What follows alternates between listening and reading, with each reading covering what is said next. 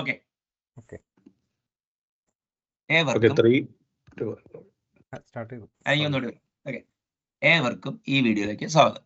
അപ്പോൾ ഇന്നത്തെ നമ്മുടെ ചർച്ചാ വിഷയം എന്താണെന്ന് വെച്ച് കഴിഞ്ഞാൽ ഈ കേപ്പബിലിറ്റി വേഴ്സസ് കപ്പാസിറ്റി എന്നാണ്. ഓക്കെ, അപ്പോൾ ആ പദം എന്താണെന്നുള്ളത് ഒന്ന് നിർവചിക്കേണ്ട ആവശ്യമുണ്ട്. അപ്പോൾ ഈ പദം ഉണ്ടായതിൻ്റെ ഒരു പശ്ചാത്തലം ഞാനൊന്ന് വിവരിക്കാം, എന്നിട്ട് എന്താ പറയുക, നമുക്ക് ഇതിലേക്ക്. ഞാനൊരു 2-2.5 കൊല്ലം ഒരു കമ്പനിയുടെ VP ഓഫ് എഞ്ചിനീയറിംഗ് ആയ പശ്ചാത്തലത്തിൽ എന്ത് സംഭവിച്ചതെന്ന് വെച്ച് കഴിഞ്ഞാൽ I was mandated to start a learning organization. അപ്പോൾ ആ ലേണിംഗ് ഓർഗനൈസേഷൻ സ്റ്റാർട്ട് ചെയ്യാൻ വേണ്ടിയുള്ള പശ്ചാത്തലത്തിൽ I hired people who are really smart according to me or in our part of the world കിട്ടാവുന്ന, അതായത് people who are willing to join. Okay, ചില ആൾക്കാർ join ചെയ്യാൻ തയ്യാറായില്ല. ആ ജോയിൻ ചെയ്ത ആൾക്കാരെ മെൻറ്റർ ചെയ്യുകയും ഒരു ടീം ഒരു 2-2.5 കൊല്ലം ഓടിച്ചതിന്റെ എക്സ്പീരിയൻസിന്റെ ഇടയ്ക്കാണ് ഈ ഡിസ്റ്റിങ്ഷൻ കറക്റ്റ് ആയിട്ട് പിടിക്കേണ്ടത്. കേപ്പബിലിറ്റി എന്ന് പറഞ്ഞു കഴിഞ്ഞാൽ ഒരാളുടെ ഒരു ജസ്റ്റ് എ മിനിറ്റ്, ഒരാളുടെ എബിലിറ്റി ടു റീസൺ, അല്ലെങ്കിൽ അയാളുടെ നോളജ്, അല്ലെങ്കിൽ നോളജിന്റെ ലെവലിന് എക്സാക്റ്റ് അല്ല, പക്ഷെ ഒരു പരിധി വരെ നമുക്ക് അതാണെന്ന് മറ്റേ എന്താ പറയുക, ability to conceive, communicate, act on ideas, ഒരു ലെവൽ ഓഫ് അബ്സ്ട്രാക്ഷൻ ആണ് ഒരാളുടെ കേപ്പബിലിറ്റി എന്ന് പറയുന്നത്. പക്ഷേ even if he's the most capable person around or in the world, പുള്ളിക്ക് ഫൈനൈറ്റ് എമൗണ്ട് ഓഫ് ടൈമേ അല്ലെങ്കിൽ റിസോഴ്സസേ അവൈലബിൾ ആയിട്ടുള്ളൂ, അതായത് to execute whatever he's capable of. അപ്പോൾ ഇപ്പം ഇതിൻ്റെ ഒരു കാര്യം എന്ന് പറഞ്ഞു കഴിഞ്ഞാൽ, എൻ്റെ ഒരു സുഹൃത്ത് ബ്ലോക്ക് ചെയിനിനെ ചുറ്റിപ്പറ്റി പുള്ളി ഒരു സൊല്യൂഷൻ 2-3 കൊല്ലം കണ്ടംപ്ലേറ്റ് ചെയ്ത് he came up with a system. But unfortunately for him, when it got translated to physical reality, 1800 tablesum 3600 stored proceduresum വേറൊരു 1500 ട്രിഗേഴ്സും പിന്നെ countless Java models, at least Java modules ഒരു 80 ജാവ മൊഡ്യൂൾസും ഒരു 10,000-2000 ക്ലാസ്സസും പിന്നെ ഈ അതിൻ്റെ സ്കീമ ഇൻഡസ് ഇത് മാനേജ് ചെയ്തപ്പോൾ physical complexity was too huge that executing that is actually a struggle which is continuing. അപ്പോൾ അവിടെ നിന്നാണ് അപ്പോൾ ഒരു പ്രശ്നം വരുന്നത് വെച്ചാൽ I can do it but I don't have the time to do it. ഇതൊരു കോമൺ പ്രോബ്ലം ആണ്. അപ്പോൾ പലപ്പോഴും ഈ ഫിസിക്കലിസ്റ്റുകൾ അല്ലെങ്കിൽ സ്കില്ലൻസ് അവർ വന്നിട്ട് എന്ത് ചെയ്യുന്നത് വെച്ച് കഴിഞ്ഞാൽ പറയാനൊക്കെ ഉള്ള ചെയ്ത് കാണിച്ചു തരാമോന്ന് ചോദിക്കും. അപ്പോൾ പലപ്പോഴും ബേർഡൻ ഓഫ് പ്രൂഫ് ഏറ്റെടുത്താൽ ആ എഞ്ചിനീയർ ട്രബിളിലാവും. അപ്പൊ കേപ്പബിലിറ്റി കപ്പാസിറ്റി ഡിസ്റ്റിങ്ഷൻ കറക്റ്റ് ആയിട്ട് എപ്പോഴും വേണം. Okay, you might be capable of writing very advance software, but in the finite amount of time available and within the political context, most often you won't have the capacity to execute it. The resource constraint ആവാം, time ആവാം, political risk ആവാം, അങ്ങനെ കുറേ constraints ഉണ്ട് capability capacity ആയിട്ട് realise ചെയ്യുന്നതിൽ. അപ്പോൾ ഇത് it has got A very great impact on knowledge engineering. Okay, knowledge engineering ഞാൻ ഇവിടെ ഉപയോഗിച്ചത് ഈ മറ്റേ പ്രോഗ്രാമിങ്ങിൽ ഒതുക്കാൻ വേണ്ടി മാത്രമല്ല, പ്രോഗ്രാമിങ്ങിന് അപ്പുറത്ത്, അതായത് anyone who medals in the information mediation and transformation industry. അതിപ്പോൾ ഈവൻ ഒരു ബാങ്ക് ഉദ്യോഗസ്ഥൻ ലോൺ നെഗോഷിയേറ്റ് ചെയ്യാൻ ലോൺ ഗ്രാൻഡ് ചെയ്യുന്ന സമയത്ത് പോലും ഒരു നോളജ് എഞ്ചിനീയറിംഗ് ആംഗിൾ അവിടെ ഉണ്ട്. നമുക്ക് പിന്നെ സെയിൽസിലുണ്ട്, എവിടെ പോയാലും ഉണ്ട്. പക്ഷെ അവിടെ കേപ്പബിലിറ്റി ആൻഡ് കപ്പാസിറ്റി, അപ്പൊ എപ്പോഴും ഈ പലപ്പോഴും ബിഗ് അച്ചീവേഴ്സ് കമ്പനി നടത്തുമ്പോഴുള്ള പ്രശ്നം എന്ന് വെച്ചാൽ അവര് പലതിനെയും കേപ്പബിലിറ്റി ലെൻസിലൂടെ കാണുന്നത്. He can do it, is very smart guy and that kind of thing. പക്ഷെ ഫലത്തിൽ സംഭവിക്കുന്നത് എന്താ വെച്ചാൽ അത് കപ്പാസിറ്റി ആക്കി മാറ്റാൻ പലപ്പോഴും സാധിക്കില്ല. The person under question, in question or expert under question too often time ട്രബിളിലും അയാളുടെ റെപ്യൂട്ടേഷൻ വരെ പോകുന്നതാണ്. അവൻ വെറും തള്ളു, അവനെ കൊണ്ട് ചെയ്യാൻ പറ്റില്ല. ഇതാണ് ആ കേപ്പബിലിറ്റി കപ്പാസിറ്റി ഡിസ്റ്റിങ്ഷൻ കറക്റ്റ് ആയിട്ട് അറിഞ്ഞുകൊണ്ടെങ്കിലുള്ള കുഴപ്പം. ഇനി അടുത്തൊരു പ്രോബ്ലം എന്ന് പറഞ്ഞു കഴിഞ്ഞാൽ this is something which I use to tell people. No engineer is smart enough to solve any engineering. അപ്പോൾ എന്താ കാര്യം എന്ന് പറഞ്ഞു കഴിഞ്ഞാൽ ഈ അത് ഒരു ഇറ്റ് ഈസ് പെർഫെക്റ്റ് ആണെന്ന് പലപ്പോഴും ആൾക്കാർ വിചാരിക്കും. അത് എനിക്ക് കേപ്പബിലിറ്റി, പറയുന്ന ആൾക്ക് കേപ്പബിലിറ്റി ഇല്ലാത്തതുകൊണ്ടാണെന്ന് വിചാരിക്കാം. പക്ഷേ over a period of the last 30-35 years, okay, I've been learning the limits of human thinking and limits of science, and there is something called science of limits as well. അപ്പോൾ അതിനെക്കുറിച്ച് നമ്മൾ പഠിക്കുമ്പോൾ ഇത് clearly visible ആണ്. ഇനിയിപ്പോൾ ഒരു engineering problem solve ചെയ്യാൻ വേണ്ട നോളജ് എന്താണെന്ന് അറിയാൻ വേണ്ടി ഒരു യൂണിവേഴ്സിറ്റിയുടെ ലൈബ്രറിയിൽ ജസ്റ്റ് ഒന്ന് പോയാൽ മതി. ഇല്ലെങ്കിൽ വേണ്ട തരക്കേടില്ലാത്തൊരു ബുക്ക് സ്റ്റാളിൽ ഏതെങ്കിലും ഒരു നാരോ സെക്ഷനിൽ തന്നെ നിങ്ങളൊന്ന് ജസ്റ്റ് ഒന്ന് ലെഫ്റ്റ് റൈറ്റ് പോയാൽ നിങ്ങൾക്ക് മനസ്സിലാവും. അതായത് ഈ the amount of knowledge require to have to execute something is huge. അപ്പൊ പിന്നെ ഇതൊക്കെ എങ്ങനെയാണ് നടക്കുന്നതെന്ന് വെച്ച് കഴിഞ്ഞാൽ അവിടെയാണ് ഈ ഫോഴ്സ്ഡ് കൊളാബറേഷൻ ത്രൂ ഇൻസെന്റീവ്സ്, അതായത് ഇപ്പൊ ക്യാപിറ്റൽ സ്വരൂപിച്ച് ആൾക്കാരെ അസംബിൾ ചെയ്ത് അതായത് ഇൻസെന്റിവൈസ് ചെയ്തിട്ട് കൊളാബറേറ്റ് ചെയ്യുമ്പോഴാണ് ഈ കാണുന്നതെല്ലാം ഉണ്ടാവുന്നത്. പക്ഷേ ഇവിടെ നമ്മൾ സംസാരിക്കുന്നത് ഒരു ഫോഴ്സ്ഡ് കൊളാബറേഷൻ അല്ല, എങ്ങനെ വ്യക്തികൾക്ക് അവരുടെ കേപ്പബിലിറ്റി കൂട്ടാം, എങ്ങനെ കപ്പാസിറ്റി കൂട്ടാം എന്നുള്ളതാണ്. കേപ്പബിലിറ്റി കപ്പാസിറ്റി ഡിസ്റ്റിങ്ഷൻ ആൾറെഡി കഴിഞ്ഞു. ഇനിയിപ്പോൾ നമുക്ക് എങ്ങനെ ഈ ഇംപ്രൂവ് കേപ്പബിലിറ്റി, ഫസ്റ്റ് തന്നെ ഇൻട്രോസ്പെക്ട് ആൻഡ് അബ്സ്ട്രാക്ട്. അപ്പോൾ വെരി ഫ്യൂ പീപ്പിൾ, അതായത് മിക്ക ആൾക്കാരും ഇപ്പോൾ ഇവിടെ ഈ പർട്ടിക്കുലർ കോണ്ടെക്സ്റ്റിൽ കമ്പ്യൂട്ടർ പ്രോഗ്രാമിങ്ങിനെ കുറിച്ചും സോഫ്റ്റ്വെയർ എഞ്ചിനീയറിംഗിനെ കുറിച്ചും IT ഇൻഡസ്ട്രിയെ കുറിച്ചും സോഫ്റ്റ്വെയർ എഞ്ചിനീയറിംഗിനെ കുറിച്ചൊക്കെയാണ് ഇവിടുത്തെ പ്രതിപാദനം. അപ്പൊ അതിൻ്റെ ഉള്ളിൽ ഇൻട്രോസ്പെക്ട് ചെയ്യുക, അതായത് ഇപ്പോൾ okay what have done, okay is there any better method. ഇനി എന്താ പറയാന്ന് വെച്ച് കഴിഞ്ഞാൽ ഈ in retrospect if you got one more chance what you would have done, അതൊരു കേപ്പബിലിറ്റി കൂട്ടുന്ന ഒരു കാര്യമാണ്. അത് സ്റ്റാൻഡേർഡ് അബ്സ്ട്രാക്ഷൻസ് ആയിട്ട് മാപ്പ് ചെയ്യുകയാണെങ്കിൽ will be able to re-evaluate and restate what we have done in a much more sophisticated manner. ഇപ്പൊ നിങ്ങളൊരു കാര്യം നിങ്ങൾ ചെയ്തു, ഓക്കെ ഇറ്റ് വാസ് ജസ്റ്റ് ഒരു എന്താ പറയുക ഒരു file transfer protocol. Later you understand that okay it has got great bearing with a popular offering. അപ്പോൾ പെട്ടെന്ന് തന്നെ ഈ പ്രൊജക്റ്റിന്റെ ആ മോഡൽസ് RFC വായിച്ചാലോ അല്ലെങ്കിൽ ചുറ്റും ഇടുന്ന് കിട്ടിക്കഴിഞ്ഞാൽ ഈ പ്രൊജക്റ്റിനെ ആ ഭാഷയിലേക്ക് എന്താ പറയുക മാപ്പ് ചെയ്ത് കഴിഞ്ഞാൽ എബിലിറ്റി ടു സി. ഇപ്പോൾ കഴിഞ്ഞ ദിവസം ഞാനൊരു ഫങ്ഷണൽ പ്രോഗ്രാമിംഗ് ബുക്കിലാണ് കണ്ടത്. അബ്സ്ട്രാക്ഷൻ ഈസ് ഓൾ അബൌട്ട്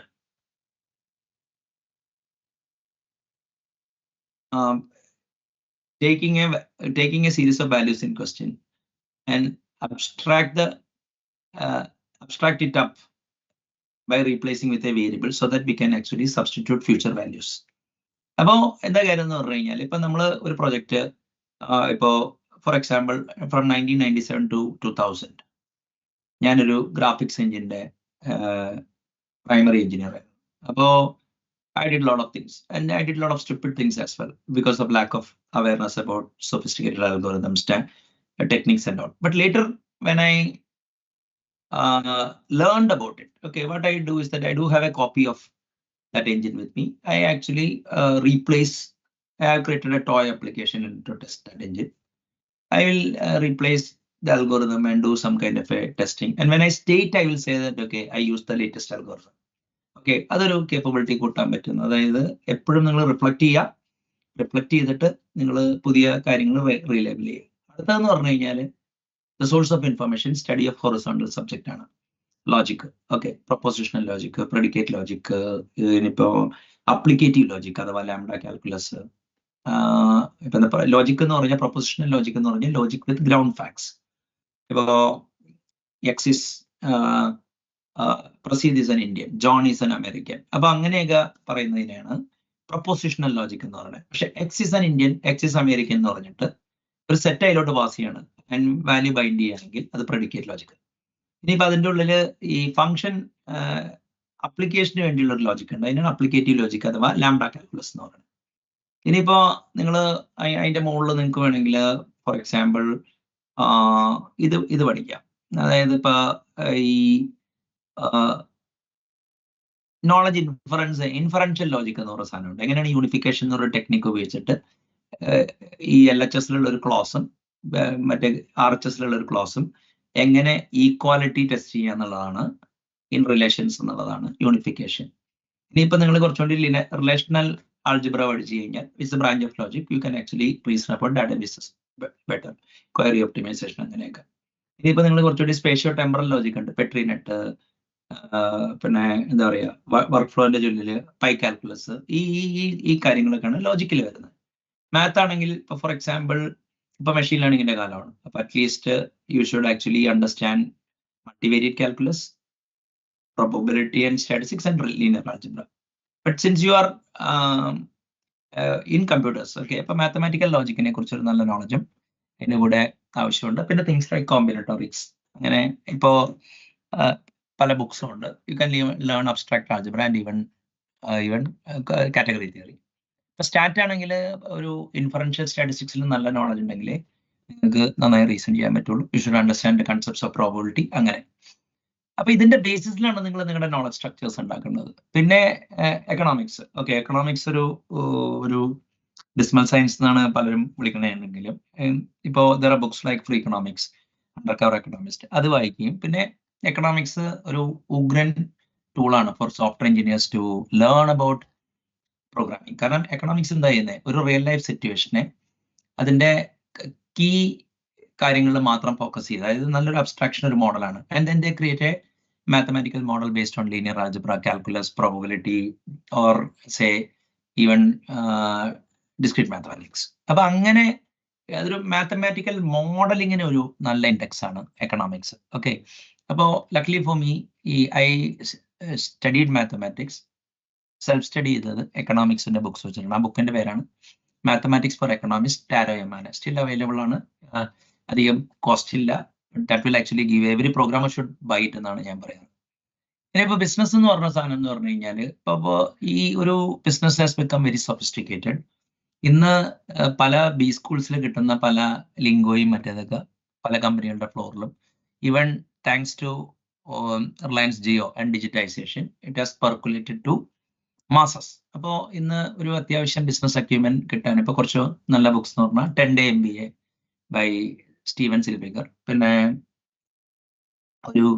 ഒരു ബുക്കുണ്ട് മറ്റേ ജോഷ് കോഫ്മാന്റെ ബുക്ക് ദ ഫസ്റ്റ് 20 hours. ഇനി അതേമാതിരി തന്നെ personal MBA. These are all first 20 hours അല്ല, മറ്റേ പേഴ്സണൽ MBA ഒരു നല്ല ബുക്കാണ്. പിന്നെ ഗെയിംസ് ഇന്ത്യൻസ് പ്ലേ എന്ന് പറഞ്ഞിട്ട് ഒരു IIM-ലെ പ്രൊഫസർ ഗെയിം തിയറിയെ കുറിച്ച് നിങ്ങൾക്ക് അറിയാൻ പറ്റും, അവിനാഷ് ദീക്ഷിത്തിന്റെ ഗെയിംസ് ഓഫ് സ്ട്രാറ്റജി. അപ്പൊ ബിസിനസ് ലിറ്ററേച്ചർ അറിയാം. പിന്നെ ഫിലോസഫി, ഓഫ് കോഴ്സ്. അപ്പൊ ഫിലോസഫി പഠിക്കുമ്പോൾ ഇപ്പൊ വെസ്റ്റേൺ സ്കൂൾ ഓഫ് തോട്ട് ഇൻഡിവിജ്വൽസും അവരുടെ കോൺട്രിബ്യൂഷനെ ബേസ് ചെയ്തുകൊണ്ടാണെങ്കിൽ ഇന്ത്യൻ ഫിലോസഫിക്കൽ തോട്ട്സ് 9 ഉണ്ടെങ്കിൽ അത് ന്യായം, വൈശേഷികം, സാങ്ക്യം, യോഗം, മീമാംസ, വേദാന്ത, പിന്നെ ബൗദ്ധം, ജൈനം, ചർവാകം. അപ്പൊ ഈ 9 ഫിലോസഫിക്കൽ സ്കൂൾസ് ഓഫ് തോട്ടിനെ കുറിച്ച് ഒരു കമ്പാരിറ്റീവ് സ്റ്റഡി നടത്തുന്നതായിരിക്കും നല്ല ബുക്സിന്. ഇപ്പൊ even former president of India has written books on it. Okay, അപ്പോൾ ഫിലോസഫി ഒരു ഇതാണ്. അപ്പൊ ഇതാണ് നെക്സ്റ്റ് സോഴ്സ്. അതായത് ഇൻട്രോസ്പെക്ട് ചെയ്യുക, അബ്സ്ട്രാക്ട് ചെയ്യുക, റീവാല്യൂ ചെയ്യുക, റീസ്റ്റേറ്റ് ചെയ്യുക. പിന്നെ by consulting the literature and mapping it to standard thing. പിന്നെ ഹൊറിസോണ്ടൽ സബ്ജക്ട്സ് ആണ് അടുത്തത്. പിന്നെ അടുത്തതാണ് ഈ okay, you understood the subject, you have got a good firm intellectual foundation, then you should understand what are the options available. അപ്പോൾ that you should have a dialogical and a dialectical approach. Dialogical എന്ന് പറഞ്ഞു കഴിഞ്ഞാൽ സംവാദം, മറ്റേ dialectical എന്ന് പറഞ്ഞാൽ ഒരു തർക്കത്തിന്റെ ടെഞ്ചുള്ള reasoning to understand option. അതിനാണ് ഞാൻ ഓപ്ഷൻസ് മൈനിങ് ചെയ്തിട്ട്. പിന്നെ ഓഫ് കോഴ്സ് കമ്പാരറ്റീവ് സ്റ്റഡിയാണ്. പിന്നെ ഇപ്പൊ genetics, experience, culture and automatic learning. ഇതാണ് 4 ലെവൽ ഓഫ് ഇന്റലിജൻസ് എന്നാണ് ഒരു ഫേമസ് മെഷീൻ ലേണിംഗ് റിസർച്ചറായ പെഡ്രോ ഡൊമിംഗോസ് പുള്ളിയുടെ മാസ്റ്റർ അൽഗോരിതം ബുക്കിന്റെ ടോക്കിൽ പറയുന്നത്. ഓക്കെ, അതിൽ നിന്നാണ് ഞാൻ ഇതെടുത്തത്. അതായത് ഇപ്പോൾ ജന്മന പല ട്രേറ്റ്സ് നമുക്ക് കിട്ടാം, പൈതൃകമായിട്ട് നമുക്ക് കിട്ടുന്നത്. പിന്നെ നമ്മളെ ഷേപ്പ് ചെയ്യുന്നത് നമ്മുടെ കണ്ടീഷനിങ് ആൻഡ് എക്സ്പീരിയൻസ് ആണ്. പിന്നെ of course we learn from culture. Okay, ഇപ്പൊ നിങ്ങളിപ്പോൾ കോർപ്പറേറ്റിലൊക്കെ പോയി കഴിഞ്ഞ് കഴിഞ്ഞാൽ നിങ്ങൾ അവിടുത്തെ കുറെ കാര്യങ്ങൾ പഠിക്കും. ഇനിയിപ്പോൾ കലാ സാംസ്കാരിക രംഗങ്ങളിൽ പോയി കഴിഞ്ഞാൽ അവിടുത്തെ കാര്യങ്ങൾ പഠിക്കും. പിന്നെ ഈ കമ്പ്യൂട്ടേഴ്സ് വെച്ചിട്ട് exploratory data mining, statistical models, simulation ഒക്കെ വെച്ചിട്ടുള്ള ലേണിംഗ്. അപ്പൊ ഈ 4 കാര്യങ്ങളിലൂടെ നിങ്ങൾ പോയി കഴിഞ്ഞു കഴിഞ്ഞാൽ ഒരുവിധം നിങ്ങൾക്ക് കേപ്പബിലിറ്റി ഇങ്ങനെ കണ്ട് ഒരു ജേണിയാണത്. ഓക്കെ, നിങ്ങൾക്ക് ഈ കേപ്പബിലിറ്റി ഒക്കെ ഉണ്ട്. പക്ഷെ ഇനി ഇത് എങ്ങനെയാ വെച്ചാൽ ഇത് കപ്പാസിറ്റി ആക്കി മാറ്റണം. അപ്പൊ കപ്പാസിറ്റി ഫിക്സ്ഡ് ആണെന്ന് ഓൾറെഡി പറഞ്ഞു കഴിഞ്ഞു, ടൈം ആൻഡ് റിസോഴ്സ്. പക്ഷെ അവിടെയാണ് ഒരു ബഡീസ് അല്ലെങ്കിൽ കൊളാബറേഷൻ ബഡീസിന്റെ ആവശ്യമുള്ളത്. പീപ്പിളൊക്കെ ഈ ഗ്രൂപ്പ് തന്നെ ഒരു ലൈക്ക് മൈൻഡഡ് ആൾക്കാരുടെ ഒരു ഇതാണ്. അപ്പൊ അതിൻ്റെ ഉള്ള ഏറ്റവും വലിയ പ്രോബ്ലം വരുന്നത് എന്താണെന്ന് വെച്ച് കഴിഞ്ഞാൽ സോഷ്യൽ ഫാക്ടേഴ്സ് ഈസ് ആക്ച്വലി അടുത്ത മോഡൽ എന്ന് പറഞ്ഞു കഴിഞ്ഞാൽ സറണ്ടർ ആൻഡ് ലേൺ ആണ്. ഓക്കെ, അപ്പൊ ഈ സറണ്ടർ ആൻഡ് ലേൺ കേൾക്കുമ്പോൾ ഈ ഇപ്പൊ why should I surrender to X Y Z. ഇപ്പൊ ഈ എന്താ പറയാ, ഈ ഞാൻ എപ്പോഴും ഞാൻ ഇപ്പൊ ഒരാളോട് ഒരു കാര്യം പറയുമ്പോൾ തൽക്കാലത്തേക്കൊന്നും ഞാൻ പറയുന്നൊന്ന് കേക്ക്, നീ ഒരു 2 മാസം ഞാൻ പറഞ്ഞത് കേട്ടിട്ട് പിന്നെ എന്നെ തന്ന കുളിക്കാൻ പറയും. അപ്പൊ അതിന്റെ അർത്ഥം എന്താണെന്ന് വെച്ച് കഴിഞ്ഞാല് unless you surrender how come you will be able to see surrender നമ്മുടെ അടുത്ത് സറണ്ടർ ചെയ്യാതെ നമ്മൾ ലേൺ ചെയ്യാൻ പോയി കഴിഞ്ഞാൽ നമുക്ക് കുറച്ച് ഫാക്ട്സ് ഒക്കെ അസർപ്പ് ചെയ്തെടുക്കാൻ പറ്റും. പക്ഷെ നമ്മൾ എപ്പോഴും എന്താ കാര്യം എന്ന് പറഞ്ഞാൽ ടാസിറ്റ് ഇൻഫർമേഷൻ ഒന്നും വരില്ല. ടാസിറ്റ് ഇൻഫർമേഷൻ വരുന്നുണ്ടെങ്കിൽ മുന്നിലിരിക്കുന്ന ഒരാള് എന്താ പറയാ വളരെ ഇതാണ്. അപ്പൊ എൻ്റെ ഒരു സുഹൃത്ത് എനിക്ക് പറഞ്ഞു തന്നതെന്ന് വെച്ചാല് ഈ വേദാന്തത്തില് ഭക്തിമാർഗമുണ്ട്. ഇപ്പൊ ഭക്തിമാർഗത്തില് നവതി ഭക്തി ഇതുണ്ട്. അതായത് ഇപ്പൊ ശ്രവണം, സ്മരണം, കീർത്തനം, പാദസേവനം, അങ്ങനെ പറഞ്ഞ് എന്താ പറയാ ഈ ആത്മനിർവേദനം വരെ അങ്ങനെ 9 നവതി ഭക്തി, 9 ട്രേറ്റ്സ് ഉണ്ട് ഭക്തിക്ക്. അപ്പൊ ആ ഒരു that's a very good model for how to learn it. ഇപ്പൊ ഞാനിപ്പോ മൾട്ടി ത്രെഡിങ്ങിന്റെ ഇപ്പൊ ലേറ്റസ്റ്റ് ആയിട്ട് എന്തെങ്കിലും ഡെവലപ്മെന്റ്സ് ഉണ്ടെങ്കിൽ ഈ കോളിലിരിക്കുന്ന ശരത്തിന്റെ അടുത്ത് I surrender and learn from him. And if I want to learn ഇപ്പൊ ന്യൂറൽ നെറ്റ്വർക്ക് എന്ന് വെച്ച് കഴിഞ്ഞാൽ ഇപ്പൊ അതിന്റെ മാത്തമാറ്റിക്കൽ അണ്ടർപിന്നിങ്സ് ആണെങ്കിൽ I discuss with him itself. അതല്ലെങ്കിൽ എനിക്ക് വേറെ ഇപ്പൊ നിതിൻ വർഗീസിന്റെ കൂടെ ഇടുന്നതാണ് ഞാൻ ഇത് ചെയ്യുന്നത്. ഇപ്പൊ അപ്പൊ in order to improve your capacity or capacity to execute, അപ്പൊ നമ്മൾ you should piggyback on others research as well. അപ്പൊ ഞാൻ തൊട്ട് മുമ്പ് പറഞ്ഞ ഒരു DNS ലേണിംഗ് എന്ന് പറയുന്നത്, if I get a problem, if I can't solve it, I will recursively pass the query to people around me and then get a solution and then resolve it.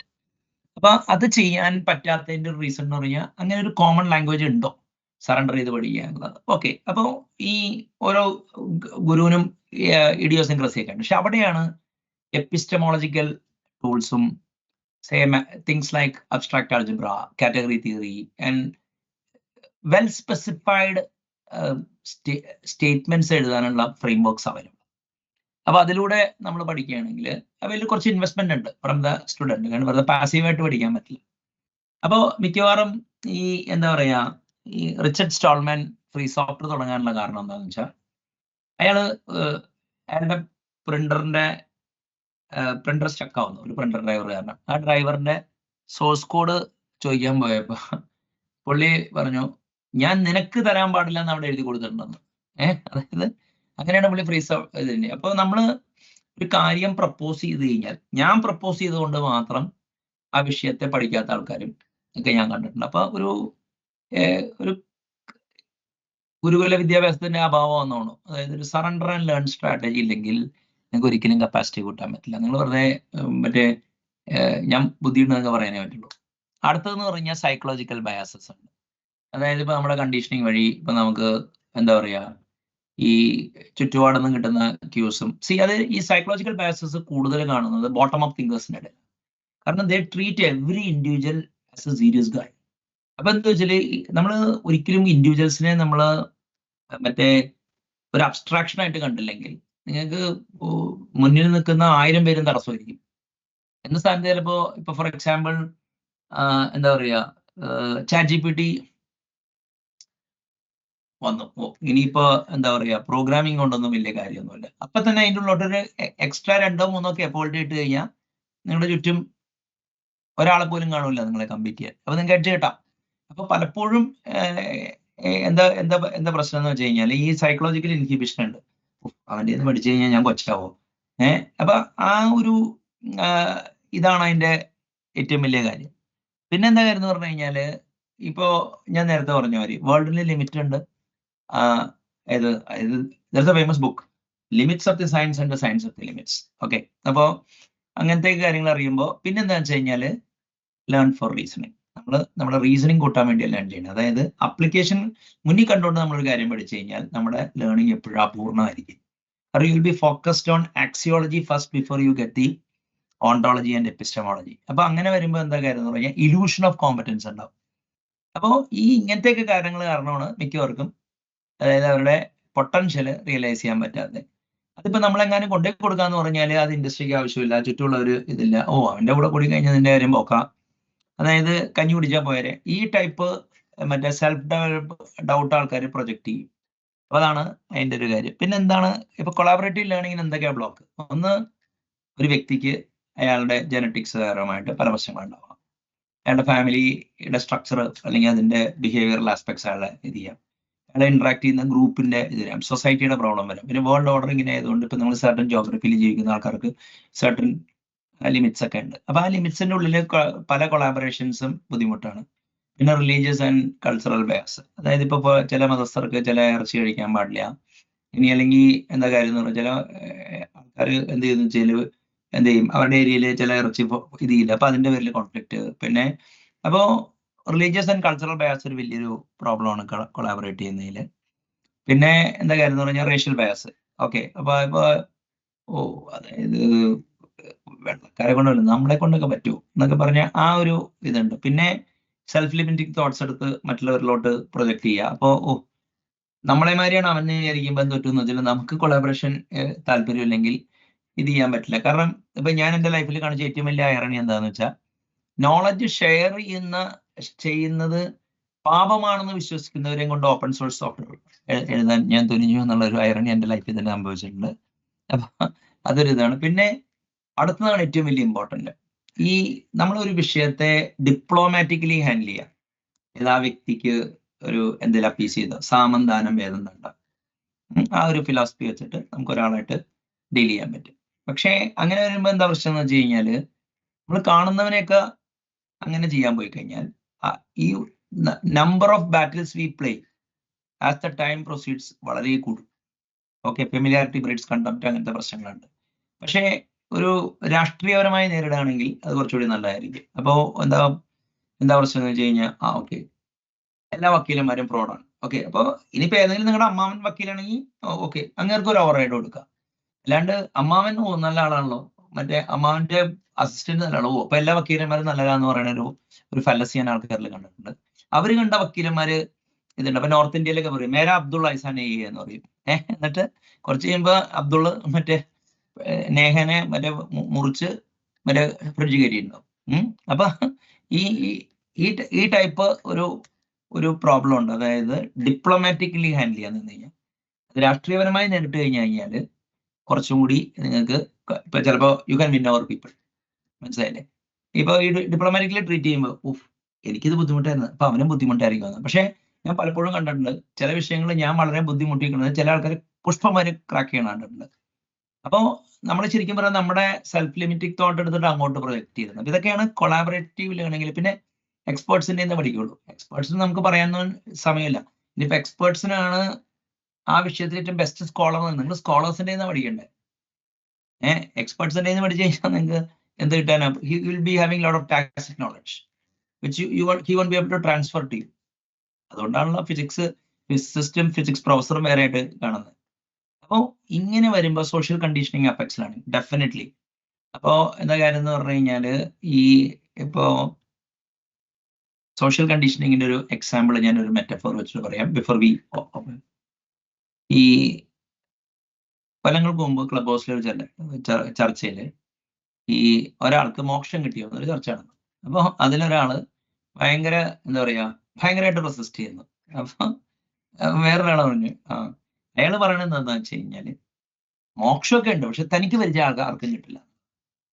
അപ്പൊ ഞാൻ അതിൽ നിന്ന് ഉണ്ടാക്കിയ ഒരു metaphor എന്ന് പറഞ്ഞു കഴിഞ്ഞാൽ, ഒരു ശരാശരി ഇന്ത്യൻ സോഫ്റ്റ്വെയർ എഞ്ചിനീയറിന്റെ നോളജ് എഞ്ചിനീയറിംഗിൽ ഏറ്റവും ബിഗസ്റ്റ് ഹേർഡിൽ ഞാൻ സമപ്പ് ചെയ്തതാണ്. അങ്ങകലെ അവിടെ എവിടെയോ ഒരു പെർഫെക്റ്റ് ആർക്കിടെക്ചർ ഉണ്ട്. അയാളെ തേടിയുള്ള യാത്രയിലാണ് ഞാൻ അവിടെ എത്തുമ്പോൾ അവിടെ ഒരു പെർഫെക്റ്റ് ആർക്കിടെക്ട് ഉണ്ടാവുമല്ലോ. അപ്പോ അയാളായിട്ട് സംവാദം നടത്തി കഴിയുമ്പോൾ എനിക്ക് നല്ല ഐഡിയ കിട്ടും. അങ്ങനെ ഒരാൾ എന്റെ നെറ്റ്വർക്കിൽ ഉണ്ടാവാൻ ചാൻസ് ഇല്ല. അതെന്തുകൊണ്ടാണ്? അത് ഞാൻ തന്നെയാണല്ലോ. അങ്ങനെയാണെങ്കിൽ ഈ ഫീലിംഗ് ആണ്. ഇപ്പൊ താനും വെള്ളക്കാരന്റെ ഇടയിൽ വേറെ ആരെയും വെക്കില്ല എന്നുള്ള ഒരു വാശി പലരിലും കണ്ടിട്ടുണ്ട്. ഞാൻ പഠിക്കുകയാണെങ്കിൽ സ്റ്റാൻഡേർഡ് ബുക്സ് ചെയ്യുന്നേ പഠിക്കുള്ളൂ. ഇപ്പൊ ഞാൻ കമ്പൈലർ എന്റെ ബുക്ക് ഓഫർ ചെയ്ത ഡ്രാഗൺ ബുക്കൊക്കെ ഉള്ളപ്പോൾ എന്തിനാന്ന് നോക്കിയാൽ ഡ്രാഗൺ ബുക്ക് ഉപയോഗിച്ച് ഏതെങ്കിലും ഒരുത്തം കമ്പയർ ചെയ്തുകൊണ്ട് തന്നെ ഡൗട്ട് ഉണ്ട്. കമ്പൈലർ കോൺട്രിബ്യൂട്ട് ചെയ്തിട്ടുണ്ടാവും. അപ്പൊ പിൽക്കാലത്ത് ഇപ്പൊ നമ്മുടെ ഈ പറഞ്ഞാൽ കേട്ടില്ലെങ്കിൽ എന്ത് ചെയ്യണം? അവനെ തകർക്കണം അല്ലേ? അപ്പൊ നമ്മൾ എന്ത് ചെയ്യുന്ന വെച്ച് കഴിഞ്ഞാല് എടാ ഇത് പഠിക്കുക. അപ്പൊ നമ്മൾ പറഞ്ഞുകൊണ്ട് മാത്രം ഇത് പഠിക്കാതിരിക്കുന്ന ആൾക്കാരെ നമുക്ക് കാണാം. അപ്പൊ ശരിക്കും പറഞ്ഞു കഴിഞ്ഞാൽ അപ്പൊ ഇങ്ങനത്തെ ഗെയിംസ് പല സ്ഥലത്തും ഉണ്ടാവും. അപ്പോ പിന്നെ പലപ്പോഴും if you show A new things, fast invest. ഇപ്പൊ ഇന്റലിജൻസ് എന്ന് പറഞ്ഞൊരു സാധനം അധികമില്ല എന്നുള്ളതാണ് എൻ്റെ അനുഭവം. ഞാൻ അതിനുള്ള ക്ലൂസ് ആൾക്കാർക്ക് കൊടുക്കുമ്പോൾ ആൾക്കാർ അത് കേൾക്കുമ്പോൾ ശരിയാണല്ലോ എന്നൊക്കെ പറയും. പിറ്റേ ദിവസം ഇറങ്ങിയവർ വീണ്ടും പഴയ ആൾക്കാരാണ്. അപ്പൊ എന്താണ്, അവർ 20ഓളം കൊല്ലം ഇന്റലിജൻസ് എന്ന് പറഞ്ഞ സാധനം ഉണ്ടെന്ന് പറഞ്ഞാൽ അവർ ആൾറെഡി ഇൻവെസ്റ്റ് ചെയ്ത് കഴിഞ്ഞു. മനസ്സിലായില്ലേ? അപ്പൊ അവർക്ക് അഭിപ്രായം മാറ്റണം, ഇത് ചെയ്യണം. പിന്നെ ഏറ്റവും വലിയ പ്രശ്നം എന്ന് വെച്ച് കഴിഞ്ഞാൽ ഈ കുരയ്ക്കും പട്ടി കടിക്കില്ല. അപ്പൊ ഈ എന്താ പറയാ, പ്രമാണം ശരിയാക്കണമല്ലോ. അതുകൊണ്ട് എനിക്ക് കടിക്കാൻ അറിയാം, അതുകൊണ്ട് എന്താ പറയാ, ഞാൻ കുരയ്ക്കരുതെന്ന്. ഇങ്ങനത്തെയൊക്കെ പ്രശ്നങ്ങളാണ് സോഷ്യൽ കണ്ടീഷനിങ് എന്ന് വരുന്നത്. അപ്പൊ ഇതിൽ നിന്ന് വേ ഫോർവേഡ് എന്താണെന്നുള്ളത് നമുക്ക് ഇത് ചെയ്യാം. അപ്പോ ഞാൻ വൺസ് അഗൈൻ വിഷയം സമ്മതിക്കാം. കേപ്പബിലിറ്റി എന്നുള്ള സാധനം ലെവൽസ് ഓഫ് അബ്സ്ട്രാക്ഷൻ ആണ്. കപ്പാസിറ്റി എന്നുള്ള സാധനം ഫിസിക്സ്, ടൈം ആൻഡ് റിസോഴ്സ് ആണ്. ഇത് രണ്ടും കൂടി ബാലൻസ് ചെയ്ത് കൊണ്ടുപോയാലേ നിങ്ങൾക്ക് എന്തെങ്കിലും ലൈഫിൽ ചെയ്യാൻ പറ്റും. അപ്പൊ കേപ്പബിലിറ്റി ഇമ്പ്രൂവ് ചെയ്യാൻ വേണ്ടി ഒരു ലിമിറ്റ് ഒന്നും വെക്കേണ്ട കാര്യമില്ല, കാരണം അവിടെ ഫിസിക്കൽ ലിമിറ്റ്സോ ഒന്നും വരുന്നില്ല. പിന്നെ കപ്പാസിറ്റിയിൽ നിങ്ങൾക്ക് ട്രാൻസെൻഡ് ചെയ്യാനുള്ള ഇതുണ്ട്. കൊളാബറേഷൻ വരുമ്പോൾ എന്തൊക്കെയാണ് ബ്ലോക്ക് ചെയ്യുന്നത്, സോഷ്യൽ കണ്ടീഷനിങ്ങിന്റെ എഫക്ട്സ് എന്താണ്, ഇതാണ് നമ്മുടെ ചർച്ചാ വിഷയം. Now floor is open for discussion. Okay.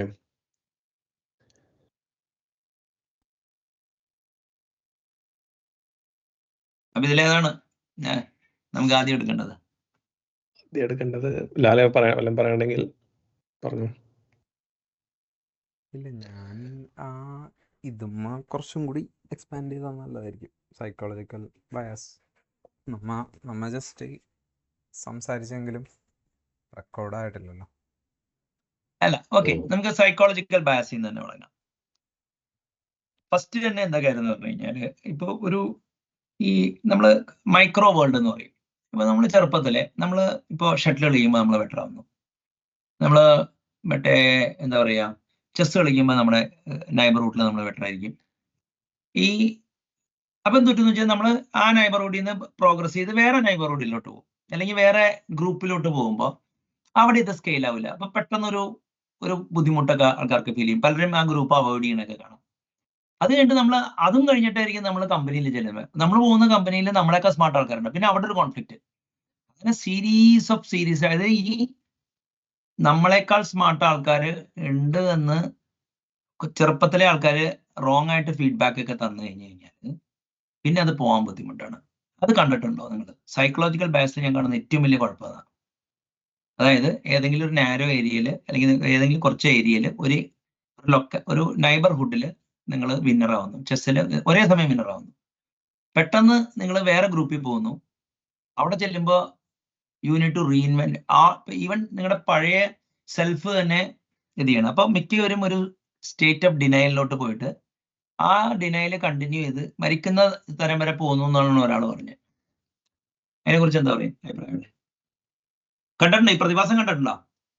നമ്മൾ തന്നെ ഫേസ് ചെയ്തിട്ടുണ്ട്, ഞാൻ ഫേസ് ചെയ്തിട്ടുണ്ട്. ഇപ്പൊ എനിക്ക് തന്നെ ഞാൻ പറഞ്ഞു, എൻ്റെ ലൈഫിൽ പോൾ അവിര എന്നുള്ളൊരു പുള്ളിയാണ് അത് മാറ്റി തന്നത്. അതായത് ഞാൻ 1996 ഒരു കമ്പനിയിൽ ജോയിൻ ചെയ്തു. They were equally smarter and they had seen the world in a much wider manner. അപ്പൊ എന്റെ ടെക്നിക്കൊക്കെ പെട്ടെന്ന് വർക്ക് ചെയ്യുന്നില്ല. അപ്പൊ ഭയങ്കര ഫ്രസ്ട്രേഷൻ വന്നു. പിന്നെ എന്ത് പറ്റിയെന്ന് വെച്ചാൽ ഐ കണ്ടീഷൻ ഇട്ട്. ഇനിയിപ്പോ 2000 ഞാൻ നെസ്റ്റിൽ ജോയിൻ ചെയ്തപ്പോൾ ഞാൻ സോഫ്റ്റ്വെയർ എഞ്ചിനീയറിംഗിൽ നെക്ക് ഡീപ്പ് ആയിരുന്നു. മീറ്റിംഗ്സും മറ്റേതൊക്കെ വന്നപ്പോൾ I found it average people taking എന്താ പറയാ അഡ്വാൻറ്റേജ് ഓവർ മീ. പിന്നെ ഞാൻ അത് പഠിക്കേണ്ടി വന്നു. ഓരോ തവണയും ആദ്യം സ്റ്റേറ്റ് ഓഫ് ഡിനൈൽ, പിന്നെ എന്താ പറയാ ഗതികേടോ, ആദ്യകാലം കുറെ ഗതികേട് കഴിഞ്ഞപ്പോൾ നമുക്ക് മനസ്സിലായി. ഇപ്പൊ ഈ പോൾ അവിര എന്നെ ഹാൻഡിൽ ചെയ്യുന്നത് ഒരു അടിപൊളി രീതിയിലാണ്. പുള്ളിയുടെ വൈഫിന്റെ കസിനാന്ന് തോന്നുന്നു. പുള്ളി SLC വരെ എല്ലാത്തിനും റാങ്ക് കിട്ടി. IIT കയറിക്കുമ്പോൾ പുള്ളി ടോപ്പ് 10-ലായിരുന്നു. അത് പഠിച്ചു കഴിഞ്ഞിട്ട് പുള്ളി ഇതിന് മാസ്റ്റേഴ്സിന് പോയപ്പോ അവിടുത്തെ 100-ലായി.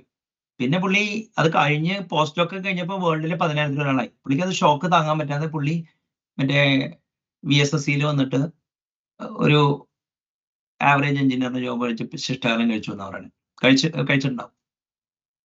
അപ്പൊ നമുക്ക് അതൊരു ഭയങ്കര ഒരു പ്രോബ്ലമാണ്. അതാണ് സൈക്കോളജിക്കൽ ബയസിൽ ഏറ്റവും വലിയ പ്രശ്നം. ഈ ആം, ഞാൻ കാണുന്നത് വേറൊരു, അതായത് ഇതിനെ സാർ എങ്ങനെ ഇൻക്ലൂഡ് ചെയ്യണേ, അതായത് നമ്മുടെ ഇപ്പൊ പ്രിസണേഴ്സ് ഡിലമ ഭയങ്കര പ്രോബ്ലം ആണ്. കപ്പാസിറ്റി രണ്ട് വ്യക്തികൾ തമ്മിൽ കൊളാബറേറ്റ് ചെയ്യുമ്പോൾ ആ അതെ, റിപ്പീറ്റഡ് ഗെയിമാണത്, പ്രശ്നമാണ്. അതായത് എസ്റ്റാബ്ലിഷ് ചെയ്യാനായിട്ട്. അതെ അതെ അതെ, അല്ല അതൊരു ഭയങ്കര ഈ പറഞ്ഞു കണ്ടിന്യൂ. അല്ല അപ്പൊ അതില് അത് എനിക്ക് അതെങ്ങനെ ക്രാക്ക് ചെയ്യണമെന്ന് ഐഡിയ കിട്ടിയത് ഒരു പോഡ്കാസ്റ്റ് കണ്ടപ്പോഴാണ്. അതായത് സോവിയറ്റ് യൂണിയനും ഇതും US തമ്മിൽ കോൾഡ് വാർ ഏരിയയില് സമയത്ത് മറ്റേ അവരുടെ വെപ്പൺസ് ഒക്കെ പബ്ലിക്കലി സാറ്റലൈറ്റ് ഇമേജറിക്ക് വേണ്ടി ഡിസ്പ്ലേ ചെയ്യുമായിരുന്നു എന്നുള്ള ഇതില്. അതായത് ഇൻഫർമേഷൻ. അതായത് നിങ്ങൾ അത് പറഞ്ഞ ക്യൂബൻ മിസൈൽ ക്രൈസിസ് പറയുന്നത് 1962. ഖുർഷേവ് ഇപ്പുറത്തും കെന്നഡി അപ്പുറത്തും കണ്ടായിരുന്നു, മനസ്സിലായ? അല്ല, അതിന്റെ കറക്റ്റ് വെച്ചാൽ ഇൻഫർമേഷൻ എക്സ്ചേഞ്ച് ചെയ്യണം എന്നുള്ളതാണ്. അപ്പൊ ഞാൻ എന്നിട്ട് അത് അപ്ലൈ ചെയ്ത് നോക്കിയിട്ടുണ്ട്. അല്ലല്ല, ഇപ്പൊ പ്രിസണേഴ്സ് ഡിലമ ഒരു ഇപ്പൊ ഞാൻ പറയട്ടെ, ഇപ്പൊ ഞാനും എൻ്റെ ഒരു അടുത്ത സുഹൃത്ത് ഷെണായും തമ്മിൽ ഇപ്പൊ ഇനിയിപ്പോ ചിലപ്പോ നിങ്ങളുടെ അടുത്ത സുഹൃത്തുക്കൾ തമ്മിൽ ഈ പ്രിസണേഴ്സ് ഡിലമ കാരണമാണ് ഒരിക്കലും ഒരു മീനിങ് ഫുൾ കൊളാബറേഷൻ നടക്കാത്തത്. കാരണം എപ്പോ ഡിഫക്റ്റ് ചെയ്യുമെന്ന് പറയാൻ പറ്റില്ല അപ്പുറത്തുള്ള ആള്. പിന്നെ അപ്പുറത്തുള്ള ആളെ ഡിഫക്റ്റ് ചെയ്യിക്കാൻ വേണ്ടി തന്നെ ഒരു തസ്കര സംഘം തന്നെ ഉണ്ടാവും നിങ്ങളോട് കലിപ്പുള്ളവർ. കാരണം നിങ്ങൾ അണ്ടർമൈൻ ചെയ്യാൻ ഏറ്റവും ബെസ്റ്റ് അവിടെ ഒരു ഫോൾട്ട് എഞ്ചിനീയർ ചെയ്യാന്നുള്ളതാണ്. ശരിയാണോ? അല്ല, അതിപ്പോ ഞാൻ പറഞ്ഞാൽ ഇപ്പൊ ഞാനും ഷൈനും തമ്മിലുള്ള കൊളാബറേഷനിൽ അത് ഭയങ്കര, അതായത് ഞങ്ങൾ ഒരേ കമ്പനിയിൽ ആ സമയത്ത് വർക്ക് ചെയ്യണം. അപ്പം തുറ്റിയെന്ന് വെച്ച് കഴിഞ്ഞാല് അപ്പുറത്തുള്ള ഒരു ഷൈനോട് പറയും നീ ആളുടെ കൂടെ നടന്നിട്ടില്ല, എന്നോട് പറയും ഷൈൻ്റെ കൂടെ നടക്കുന്നുണ്ട്. അപ്പൊ ഈ അങ്ങോട്ടും ഇങ്ങോട്ടും മ്യൂച്വൽ ആന്റിപ്പതിയൊക്കെ കൂട്ടാൻ വേണ്ടി ആൾക്കാർ ഇത് ചെയ്യും. പക്ഷെ അതിപ്പോ എന്താ പറയാ, അത് അവിടം വരെ പോണ്ട. ഇപ്പൊ ഞാനും എൻ്റെ ബ്രദറും തമ്മിൽ കോൺഫ്ലിക്റ്റ് എഞ്ചിനീയർ ചെയ്യാൻ എപ്പോഴും നമ്മളെ ആൾക്കാർ പോകും, മനസ്സിലായില്ലേ? അപ്പൊ അത് അവിടെ ഒരു സ്റ്റേറ്റ്സ്മാൻ ലൈക്ക് ആറ്റിറ്റ്യൂഡ് ഞാൻ കാണിച്ചില്ലായിരുന്നെങ്കിൽ ആ ഗെയിമിൽ ഞാൻ സ്വാമഡായി പോയി. അല്ല, അത് ഇന്റലക്ച്വൽ ലെവല് പ്രത്യേകിച്ചും ഉണ്ട്, മനസ്സിലായില്ലേ? അല്ലെ? അപ്പൊ അതിന് ഞാൻ കണ്ടൊരു പ്രശ്നം ഏതാ പറഞ്ഞു. അല്ല, അത് ഇല്ല, എനിക്ക് മനസ്സിലായി. അതായത് ഇപ്പൊ ഇംപ്രൂവിങ് കേപ്പബിലിറ്റി എന്നുള്ളതിൽ ഇപ്പൊ ഞാൻ സാറിന്റെ അടുത്ത് പറയാറില്ല. അതായത് മറ്റേ നമ്മൾ മുന്നേ ഡിസ്കസ് ചെയ്തിട്ടുണ്ട്. അതായത് ഒരു പ്രൊജക്റ്റഡ് സെൽഫ് ഡിവോയിഡ് ഓഫ് എന്താണ് സോഷ്യൽ പാരാമീറ്റേഴ്സ് ആൻഡ് എന്താണ് വെൽത്ത്, മെറ്റീരിയൽ വെൽത്ത് വന്നു കഴിഞ്ഞാൽ എപ്പിസ്റ്റമിക് സാധനങ്ങൾ മാത്രമേ ഉള്ളൂ. അപ്പൊ ആ ആറ്റിറ്റ്യൂഡില് ആണ് നമുക്ക് കേപ്പബിലിറ്റി ഇപ്പൊ മാക്സിമൈസ് ചെയ്യാൻ പറ്റുള്ളൂ. അതെ അതെ, അതായത് നിങ്ങൾ പറയണത് വെച്ചാല് ഇപ്പൊ കറന്റ്ലി നിങ്ങൾക്ക് ഒരു ഇന്റലക്ച്വൽ സെൽഫ് ഉണ്ട്, അല്ലെങ്കിൽ ഒരു എപ്പിസ്റ്റമിക് സെൽഫ് ഉണ്ട്. അത് കഴിഞ്ഞിട്ട് നിങ്ങൾ U have got A finite amount of time. ആ ടൈമിൽ നിങ്ങൾക്ക് എന്തൊക്കെ ചെയ്യാൻ പറ്റും അത് വെച്ചിട്ട് നിങ്ങൾക്ക് ഒരു ഗോൾ ഉണ്ടാക്കുക. എന്നിട്ട് ആ ഗോളില് മറ്റേ സോഷ്യൽ ആംഗിളോ ഇനിയിപ്പോ അതർ പീപ്പിൾ ആംഗിളോ പരമാവധി ഒഴിവാക്കി ചെയ്യുകയാണെങ്കിൽ you will be able to get എന്താ പറയാ ഒരു കേപ്പബിലിറ്റി ഇമ്പ്രൂവ്മെന്റിനുള്ള ഒരു ഒപ്റ്റിമൽ പ്ലാൻ കിട്ടും എന്നാ പറയുന്നത്, അല്ലെ? അതിൽ ഉദ്ദേശം അതെ. അല്ല, എന്നാൽ മാത്രമേ നമുക്ക് അറിയാൻ പറ്റുള്ളൂ എന്താണ് കേപ്പബിലിറ്റി കൊണ്ട് ഉദ്ദേശിക്കണേന്ന് ഉള്ള അനാലിസിസ് പോലും പോസിബിൾ ആവുള്ളൂ. അതെ അതെ, അല്ലെങ്കിൽ തീർച്ചയായും ഡിസ്ട്രാക്ഷനാ. മറ്റേ പോയിന്റ് പ്രൂവ് ചെയ്യാനും ഞാനിവിടെ പറയാൻ പറ്റാവുന്ന ഒരു കാര്യമാണ്. അതായത് പല ആൾക്കാരുടെയും ഈ മറ്റേ കേപ്പബിലിറ്റിയും കപ്പാസിറ്റിയും ഒന്നും കൂട്ടാത്തതെന്ന് വെച്ചാല് they are in the business of burden of proof.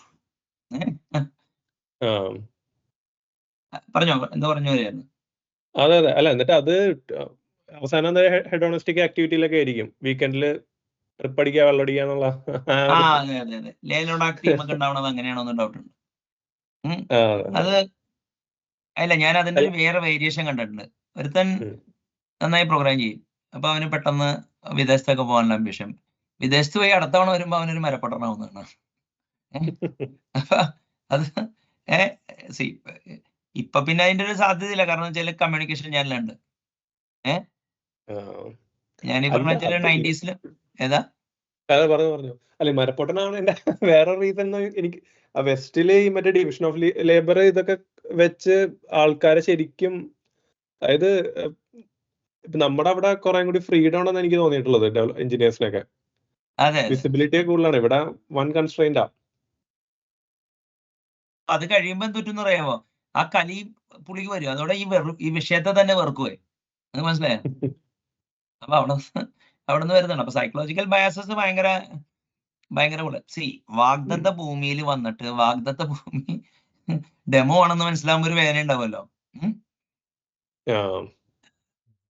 അല്ല സാർ, അങ്ങനെയല്ല. അപ്പൊ ഞാൻ നേരത്തെ ഒരു പോയിന്റ് കണക്ട് ചെയ്യാൻ ഉദ്ദേശിച്ചത്, അതായത് നമ്മൾ ആ എപ്പിസ്റ്റമിക് അത് പറഞ്ഞല്ലോ, അത് അപ്പൊ ആ പെർസ്പെക്റ്റീവ് ഉള്ള ആൾക്കാരുടെ അടുത്ത് മാത്രമേ പ്രിസണേഴ്സ് ഡയലമ ശരിക്കും ബ്രേക്ക് ആവുള്ളൂ. അതെ അതെ അതെ.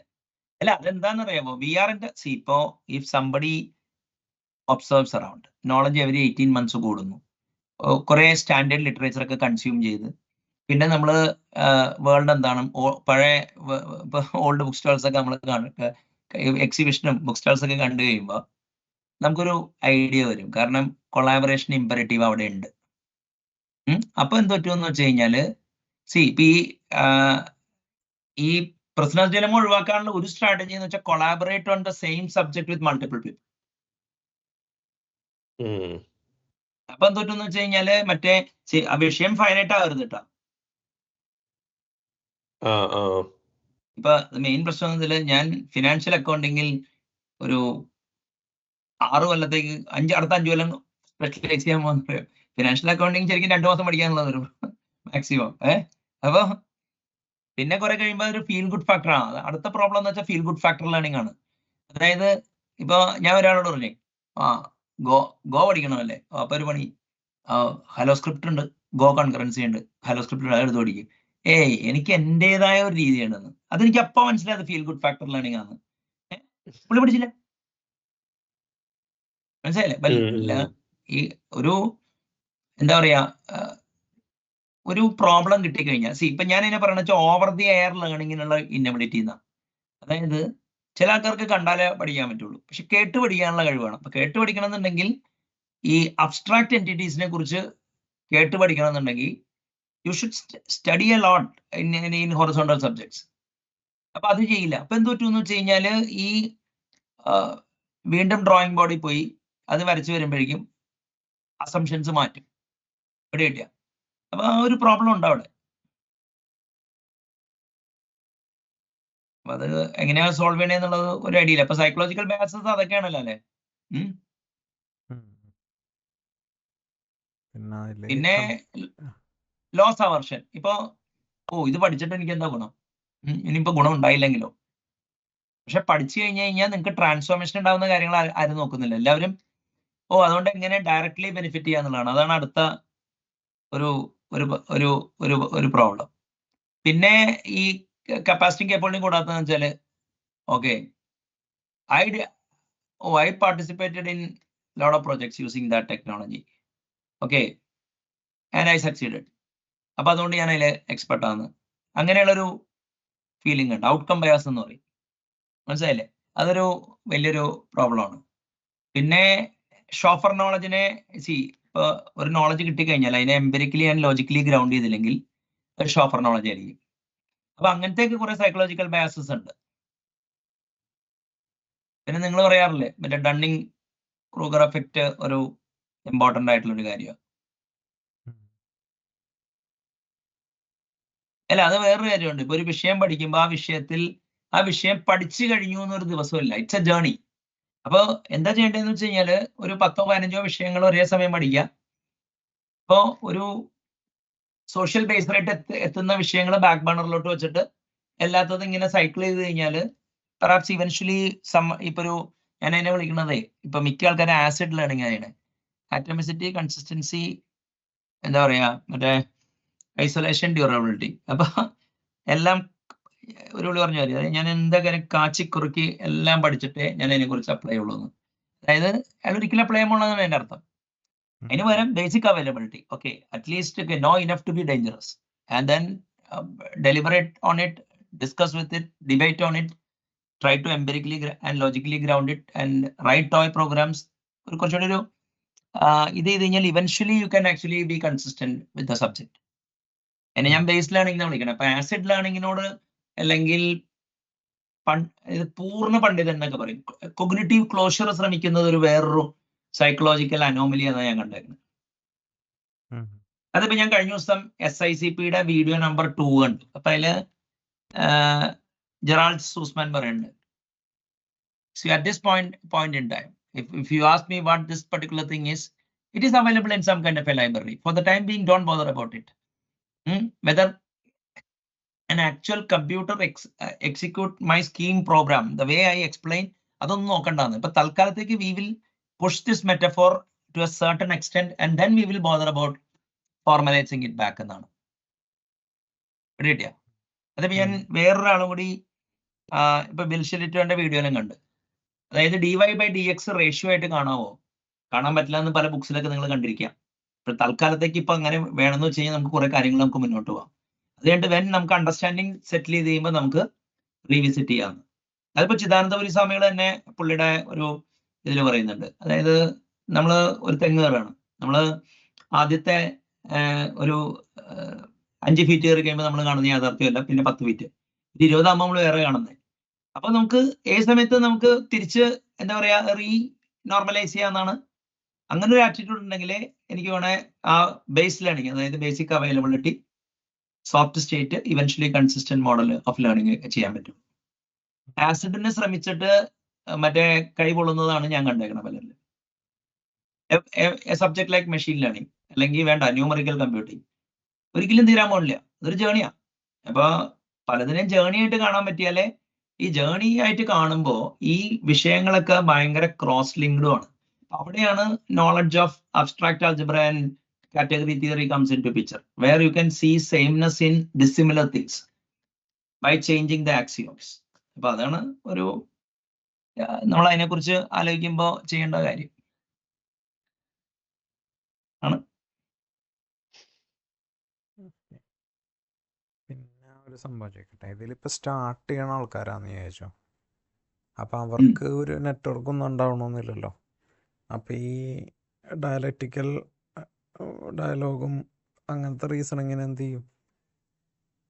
അതൊരു വലിയ ചോദ്യമാണ്. അപ്പൊ അത് എന്താ പറയാ, ഈ നോളജ്, ഈവൻ പ്രോഗ്രാമിംഗ് ലാംഗ്വേജിന്റെ ചോയ്സ് ഒക്കെ ഡെമോഗ്രാഫിക് ഫിനോമിനയാണ്. അപ്പോ നമ്മുടെ knowledge about A particular thing representative ആണോ എന്ന് കണ്ടുപിടിക്കാൻ ഏക വഴി ഡയലോജിക്കൽ അപ്രോച്ചാണ്. ഈ ഡയലക്റ്റിക്കൽ അപ്രോച്ച് ചിലപ്പോൾ എല്ലാവർക്കും ഇഷ്ടമാണെന്നില്ല, പക്ഷെ ഡയലോജിക്കൽ അപ്രോച്ച് ആവാലോ. അതൊരു ഞാൻ പറയട്ടെ, when somebody is A technology Guy, ഡയലോജിക്കൽ approach അത്രയും പുള്ളിനെ ഒരു ഡെവലപ്പർ ആയിരിക്കുമെന്നും ചിലപ്പോൾ അധികം ബാധിക്കില്ല. പക്ഷേ ആസ് ഈ goes up in the rank, at least tech Lido team Lido ആയി കഴിഞ്ഞാൽ ഡയലോജിക്കൽ അപ്രോച്ച് ഓട്ടോമാറ്റിക്കലി വരും എന്നാണ് ഇത് ചെയ്യണത്. അപ്പോൾ അയാൾക്ക് അവൈലബിൾ ആയിട്ടുള്ള ആൾക്കാരുടെ അടുത്ത് ഒരു തുറന്ന സമീപനാവുന്നത് നല്ലതായിരിക്കും. വേറൊരു ഇതിൻ്റെ ഉള്ളിൽ പറയാനുള്ളത് വെച്ചാൽ ഡയലോജിക്കൽ അപ്രോച്ചിന് ഒരു ഗുണം പറഞ്ഞുതരാം. ഈ learning through when I get the right expert, I will learn whatever you are saying എന്നുള്ളതാണ് പലരും പറയണേ. പക്ഷെ അതിനൊരു പ്രശ്നമുണ്ട്. ലേണിംഗ് ത്രൂ ആന്റി പാറ്റേൺസ് എന്ന് പറഞ്ഞ സാധനമുണ്ട്. അതായത് എൻ്റെ ഒരു ഫ്രണ്ട് കൊണ്ട് പറഞ്ഞേ, ഞാൻ സ്റ്റോക്ക് പിക്കിങ്ങിൽ വളരെ മോശമാണ്, ഞാൻ ഏത് സ്റ്റോക്ക് പിക്ക് ചെയ്താലും മറ്റേ എന്താ പറയാ, അതിന്റെ ഒരു കോൺട്രാ പോർട്ട്ഫോളിയോ ഒക്കെ എപ്പോഴും പൈസ അടിക്കുന്നതാണെന്ന്. അപ്പൊ ഞാൻ ആ ഇൻഫർമേഷൻ ഞാൻ എന്ത് പിക്ക് ചെയ്ത് പാസ് ചെയ്യാൻ, എനിക്ക് കുറച്ച് കാശ് തന്നെ, അങ്ങനെയാണെങ്കിൽ ഞാൻ നല്ലൊരു സ്ക്രിപ്റ്റ് അഡ്വൈസറാന്ന് പറഞ്ഞ പോർട്ട്ഫോളിയോയുടെ. അതേമാതിരി ഈ ചില ആൾക്കാര് പൊട്ടത്തരം പറയും. ആ പൊട്ടത്തരത്തിന്റെ ഉള്ളിൽ കുറെ കാര്യങ്ങളുണ്ട്, മനസ്സിലായില്ലേ? കാരണം ചിലപ്പോൾ അത് പൊതുധാരണയായിരിക്കാം. അപ്പോൾ എന്ത് പറ്റുമെന്ന് വെച്ച് കഴിഞ്ഞാല് അത് അപ്പൊ that's A source of knowledge.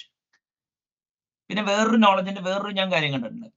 ചില ആൾക്കാര് അവരുടെ പ്രമൈസ് റോങ് ആയിരിക്കും, അല്ലെങ്കിൽ ആക്സിയോംസ് റോങ് ആയിരിക്കും, അവരുടെ ഡെഫിനിഷൻസ് റോങ് ആയിരിക്കും, അവരുടെ ഈ നോളജ് മറ്റേ എന്താ പറയാ ഇൻഫർ ചെയ്യുന്നതും റോങ് ആയിരിക്കും, പക്ഷെ കൺക്ലൂഷൻ ശരിയായിരിക്കും. അതെന്താ സംഭവിക്കണമെന്ന് വെച്ചാല് ഒരു കൺക്ലൂഷനിൽ അവർ കൊടുക്കുന്ന എക്സ്പ്ലനേഷൻ തെറ്റിയോണ്ട് ആ കൺക്ലൂഷൻ തെറ്റാവുന്നുണ്ടാവും അല്ലേ? അത് ഭയങ്കര ഇമ്പോർട്ടൻറ്റ് സോഴ്സ് ഓഫ് നോളജ്. അത് ഈ ടോക്കിൽ ഏറ്റവും വലിയ ഇമ്പോർട്ടൻ്റ് ആണ് ലേണിംഗ് ത്രൂ ആന്റി പാറ്റേൺസ്. ഇപ്പൊ ഞാൻ ഒരു ദിവസം പറഞ്ഞു, ഞാൻ മാർട്ടിൻ ഫോളറിനൊക്കെ സ്മാർട്ടാകാൻ ചാൻസ് ഉണ്ടെന്ന് പറഞ്ഞിട്ട്. അപ്പൊ ഒരുത്തം വയലുണ്ടായി. എന്തിനാ ചെയ്യണ്ടേ, മാർട്ടിൻ ഫോളർ അയാളൊന്നും ഞാൻ കണ്ടേക്കുന്ന അത്ര ആന്റി പാറ്റേൺസ് കാണാൻ ചാൻസ് ഇല്ല. അപ്പൊ അയാൾക്ക് എന്തായാലും ഉണ്ടാവില്ല. അതായത് ഞാൻ കുറച്ചു പേരുടെ പേരൊക്കെ എടുത്ത് പറഞ്ഞു. അപ്പൊ എന്ത് പറ്റി, അയാൾക്ക് മനസ്സിലായി എന്റെ യുക്തി എന്താ. നമുക്കിപ്പോ കോളിൽ പറയാൻ പറ്റൂലല്ലോ. അപ്പൊ ഡയലോജിക്കൽ റീസണിങ് ഒരു എക്സ്പെർട്ടിന്റെ അടുത്ത് തന്നെ വേണമെന്നില്ല. പിന്നെ ഒരു കാര്യമുണ്ട്, ഇപ്പൊ ഒരു വേറെ മെത്തേഡ് പറഞ്ഞുതരാം. നിങ്ങൾ റെക്കോർഡ് ചെയ്യുക നിങ്ങളുടെ ടോക്ക്, എന്നിട്ടൊന്ന് കാണുക. ഈ ചെസ് സ്വയം കളിച്ച് വരിച്ചിട്ടുണ്ടെങ്കിൽ അറിയാൻ പറ്റും, കളി ഇമ്പ്രൂവ് ചെയ്യാൻ പറ്റും. അതേമാതിരി അപ്പൊ നമ്മള് ചില കാര്യങ്ങളൊക്കെ എത്ര മോശമായിട്ടാ മനസ്സിലാക്കിയെന്നൊക്കെ അറിയാൻ പറ്റും. അപ്പോ അങ്ങനെ ഒരു മെത്തേഡ് ഇല്ല, പക്ഷെ അങ്ങനെ ഒരു മസ്റ്റ് ഉണ്ട്. ഇപ്പൊ അയാളൊരു ഇപ്പോ ഇൻട്രോവേർട്ട് ആണെങ്കിൽ അയാൾ എന്ത് ചെയ്യുന്നുള്ളതാണോ ചോദ്യം? ഇല്ല, അങ്ങനെയല്ല. ഇപ്പൊ എല്ലാവർക്കും അങ്ങനെ ഒരു നെറ്റ്വർക്ക്, അതായത് ഇപ്പൊ പ്രത്യേകിച്ച് പഠിച്ചിറങ്ങുന്ന ആൾക്കാർക്കൊക്കെ അങ്ങനത്തെ ഒരു നെറ്റ്വർക്ക് ഉണ്ടാവണമെന്നില്ലല്ലോ. ഇല്ല, പക്ഷെ ഒരു നെറ്റ്വർക്ക് ഉണ്ടല്ലോ. മീറ്റപ്സ്. യൂസ് ആയിട്ട് എനിക്ക് ഭ്രാന്തായത് കേട്ടോ, ഞാൻ പറയാൻ പോയതായിരുന്നു. Kerala Microsoft user group, Kerala Java user group, bar camp, ഇപ്പൊ നമ്മുടെ പോഡ്കാസ്റ്റ്, ഇതൊക്കെ അതിലോട്ടുള്ള ഒരു വിൻഡോ ആണ്. ഇപ്പൊ കമ്മ്യൂണിറ്റി ഇവന്റ് വെച്ചിട്ട് MVP കരിയറിലെ ബെനിഫിറ്റ് ഉണ്ടാക്കിയ ആൾക്കാർ ചെറുതൊന്നുമല്ല. അതർവൈസ് മനസ്സിലായില്ലേ? ഇപ്പൊ ഞാൻ തന്നെ ഒരു ലാർജ് ഓഡിയൻസിനെ ടാക്കിൾ ചെയ്യാൻ പഠിച്ചത് ഈ കമ്മ്യൂണിറ്റി ഇവന്റിൽ പ്രസന്റ് ചെയ്താന്നാണ് ഞാൻ ഉറച്ചു വിശ്വസിക്കുന്നത്. അപ്പൊ എന്റെ ലൈഫിൽ ഒരു ഏറ്റവും വലിയ ടേണിംഗ് പോയിന്റ് നടന്നത് അമൃത വിശ്വവിദ്യാപീഠത്തില് 1000 പേരുള്ള ഒരു ഓഡിയൻസിനെ അഭിസംബോധന ചെയ്തു. അതായിരുന്നു എന്റെ ഒരു എന്ന് വെച്ചാല് that I could do well എന്നുള്ളത് എനിക്ക് തന്നെ സർപ്രൈസ് ആയിരുന്നു. മനസ്സിലായില്ലേ? Had it not been for കേമഗ് ആൻഡ് അതർ ഫോറംസ്, നമുക്ക് സംസാരിക്കാനുള്ള ഒരു അവസരം പോലും കിട്ടില്ല. ഈ ഇവന്റിന് പോയാലുള്ള ഗുണം പറഞ്ഞുതരാം. അതായത് ഇപ്പൊ ഞാനൊരു 300-350% എടുത്തിട്ടുണ്ടെന്നാണ് എന്റെ കണക്ക്. ഞാൻ നാളെ പണ്ട് പോകുകയായിരുന്നു. അപ്പൊ നമ്മൾ ഈ പോകുന്ന സ്ഥലത്തൊക്കെ വേറെയും 2 സ്പീക്കേഴ്സ് ഉണ്ടാവും. അപ്പൊ നമ്മൾ ശരിക്കും പറഞ്ഞാൽ 1000-ഓളം സെഷൻ കണ്ടിട്ടുണ്ടാവുന്നു. അതേമാതിരി ഇപ്പൊ ഈ 350 ഒരു 75 യുണീക്ക് സെഷൻസ് ഉണ്ട്. അപ്പൊ ഈ നമ്മൾ കൊടുക്കുകയും നെറ്റ്വർക്ക് ഉണ്ടാവുകയൊക്കെ ചെയ്യുമ്പോൾ കമ്മ്യൂണിറ്റി ഗ്രൂപ്പ്സ് ഒരു ഉഗ്രൻ സോഴ്സ് ഓഫ് നോളജ് ആണ്. വെറുതെ പോയി ഇരുന്നാൽ മതി. ഇപ്പൊ പിന്നെ മറ്റേ ഇതുണ്ട്, ഓൺലൈൻ ഗ്രൂപ്പ്സ് ഒക്കെ ഉണ്ട്. അതിലൊക്കെ ഈ പോഡ്കാസ്റ്റ് ഒക്കെ, ലൈവ് പോഡ്കാസ്റ്റ് ഒക്കെ പോയി കണ്ടു കഴിഞ്ഞാൽ കുറെയൊക്കെ സോൾവ് ചെയ്യാം. പക്ഷെ വേറൊരു പ്രശ്നം എന്ന് വെച്ച് കഴിഞ്ഞാല് ഈ ലൈവ് പോഡ്കാസ്റ്റ് ഇപ്പൊ ഞാൻ പലർക്കും മറ്റേ ഈ മനഃപൂർവ്വം ഞാൻ പല ആൾക്കാരുടെ പല കോഗ്നിറ്റീവ് സ്റ്റൈലുള്ളവരുടെ കൊടുക്കും കാണാനൊക്കെ പറഞ്ഞു. അപ്പൊ ചില ആൾക്കാര് അവരുടെ കഴിവിനെ, അവരുടെ കറണ്ട് എബിലിറ്റിയെക്കാളും താഴെ ഉള്ള എബിലിറ്റിയെ ഉള്ള സെഷൻസ് പോലും ഭയങ്കരമായിട്ട് റേറ്റ് ചെയ്യണതാണ്. ജസ്റ്റ് ബിക്കോസ് ആ സായിപ്പ് ഭക്തികളുണ്ട്. അങ്ങനെയുള്ളവനെ ഞാൻ അകറ്റി നിർത്തും അല്ലേ? അങ്ങനെ ഞാൻ കണ്ടുപിടിക്കാറുണ്ട്. മനസ്സിലായില്ലേ? അപ്പൊ ഇവനെ ഞാൻ പഠിപ്പിച്ചു തന്ന ഗുണം കിട്ടിയില്ല എന്നാണ് അതിന്റെ അർത്ഥം. കിട്ടിയോ? അപ്പൊ ആ ഒരു പ്രശ്നമുണ്ട്. അതായത് ഭയങ്കര ഒരു പീപ്പിൾ സെൻട്രിക് ഏജന്റ്, അതിന് ഞാനൊരു പേര് വിട്ടിട്ടുണ്ട്, ഏജന്റ് സെൻട്രിക് ലേണിംഗ് എന്നാണ് വിളിക്കണം. ഒരു മോഡൽ സെൻട്രിക് ലേണിംഗ് ആയിരിക്കും ഇവിടെ. അപ്പൊ ഏജന്റിനെ സെന്റർ ചെയ്ത് കഴിഞ്ഞാൽ അവന്റെ ഡെവോപ്സിന്റെ സ്കിൽ എന്താണ് അതൊന്ന് കണ്ടുപിടിക്കണം എന്ന് പറഞ്ഞു. അപ്പം ശരിയാണ്, ഇപ്പൊ ഒരാളുടെ സ്കില്ല് പോയി പെട്ടെന്ന് ക്ലോൺ ചെയ്യണമെന്ന് എളുപ്പമൊന്നുമല്ല. മനസ്സിലായില്ലേ? കാരണം അയാളെ ഇയേഴ്സ് ഇരുന്ന് പെർഫെക്റ്റ് ചെയ്തെടുത്തായിരിക്കും അത് ഞാൻ നോക്കുമ്പോ അതിൽ ഒരു ടൈം ഇട്ട് കഴിഞ്ഞാൽ ഒരു കോസ്റ്റ് ബെനിഫിറ്റ് വേണമല്ലോ. അതായത് കരയിലും വെള്ളത്തിലും ജീവിക്കുന്ന ഒരു ജീവി ഏതാന്ന് പണ്ട് മിമിക്രി ചോദിച്ചു. അപ്പൊ തവളയെന്ന് പറഞ്ഞു. വേറൊരു ജീവിയുടെ പേര് മറ്റൊരു തവള എന്ന് പറഞ്ഞില്ലേ? അതായത് ഒരു സ്കില്ലിനെ കണ്ടിട്ട് അത് മിമിക്കാൻ നോക്കുന്നത് മറ്റൊരു സ്കില്ലിനെ ആയിരിക്കും. ഒരു ബോധമുള്ള ഒരുത്തന്നെ അതിന്റെ ആവശ്യമില്ല. I should you compete with him. First of all understand. ഇനിയിപ്പോ ഈ എല്ലാ സ്കില്ലിലും ഒരു സോഷ്യൽ ബേസ് റേറ്റ് ഉണ്ട്, അല്ലെങ്കിൽ ഒരു നഗരത്തിന് അതിന്റെ ബേസ് റേറ്റ് ഉണ്ട്.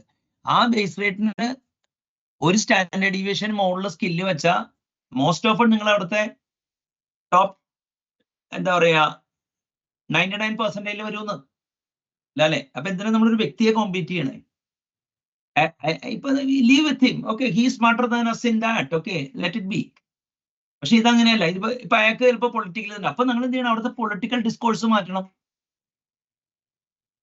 ഇപ്പൊ ഈഫൽസ് വൈൽ ലൂപ്പ് സെലക്ട് ഡിലീറ്റില് അല്ലെങ്കിൽ 800 ലൈൻ കോഡൊക്കെ എഴുതുന്ന സ്ഥലത്ത് നമ്മൾ ഓരോ ARM അപ്രോച്ചാണ് ഇട്ടാൽ മതി. അപ്പൊ അവിടുത്തെ SQL സ്കില്ലിനെ അവിടെ നിന്ന് ഓടും. മനസ്സിലായില്ലേ? ഇനിയിപ്പോ ORM അവന്റെ അടുത്ത് നമ്മൾ ഒരു DSL എഞ്ചിനീയറിംഗ് റെജീം അവിടെ കൊണ്ടുവന്നിട്ടുണ്ടായി, ഞാൻ പിന്നെ അവിടെ നിന്ന് ഓടും. മനസ്സിലായില്ലേ? അപ്പൊ raise the level of abstraction and fight with people. മനസ്സിലായില്ലേ? അല്ലാതെ നമ്മള് ഈ ഒരു ഗിവൺ ലെവലിൽ ഇപ്പൊ മെയിൻ പ്രശ്നമുണ്ട്. ഒരു കാര്യം മാർട്ടിൻ ഫൗളർ പറഞ്ഞില്ല, ബുക്കിലില്ല, അതുകൊണ്ട് അതില്ല എന്നുള്ള ബയാസൊക്കെ നമ്മൾ ഫേസ് ചെയ്യേണ്ടി വരും. അപ്പോ അവിടെ നമ്മൾ ചിലപ്പോൾ നോൺ സ്റ്റാൻഡേർഡ് ഓണ്ടോളജി ഉണ്ടാക്കേണ്ടി വരും. അപ്പൊ ഒരിക്കലും നമ്മളൊരു it is the clash of ideas and ideals, not between individuals. We are just part of a category. മനസ്സിലായില്ലേ? അപ്പൊ അങ്ങനെ എടുത്താൽ ആ പ്രശ്നം തീർന്നു. അല്ലെങ്കിൽ ഒരാളുടെ സ്കില്ലൊക്കെ പോയി, ഇപ്പൊ ഞാൻ പറയട്ടെ, ഇപ്പൊ ഞാൻ വർക്ക് ചെയ്യുന്ന കമ്പനിയുടെ പുള്ളിയുടെ കിടലൻ സ്കില്ലാ.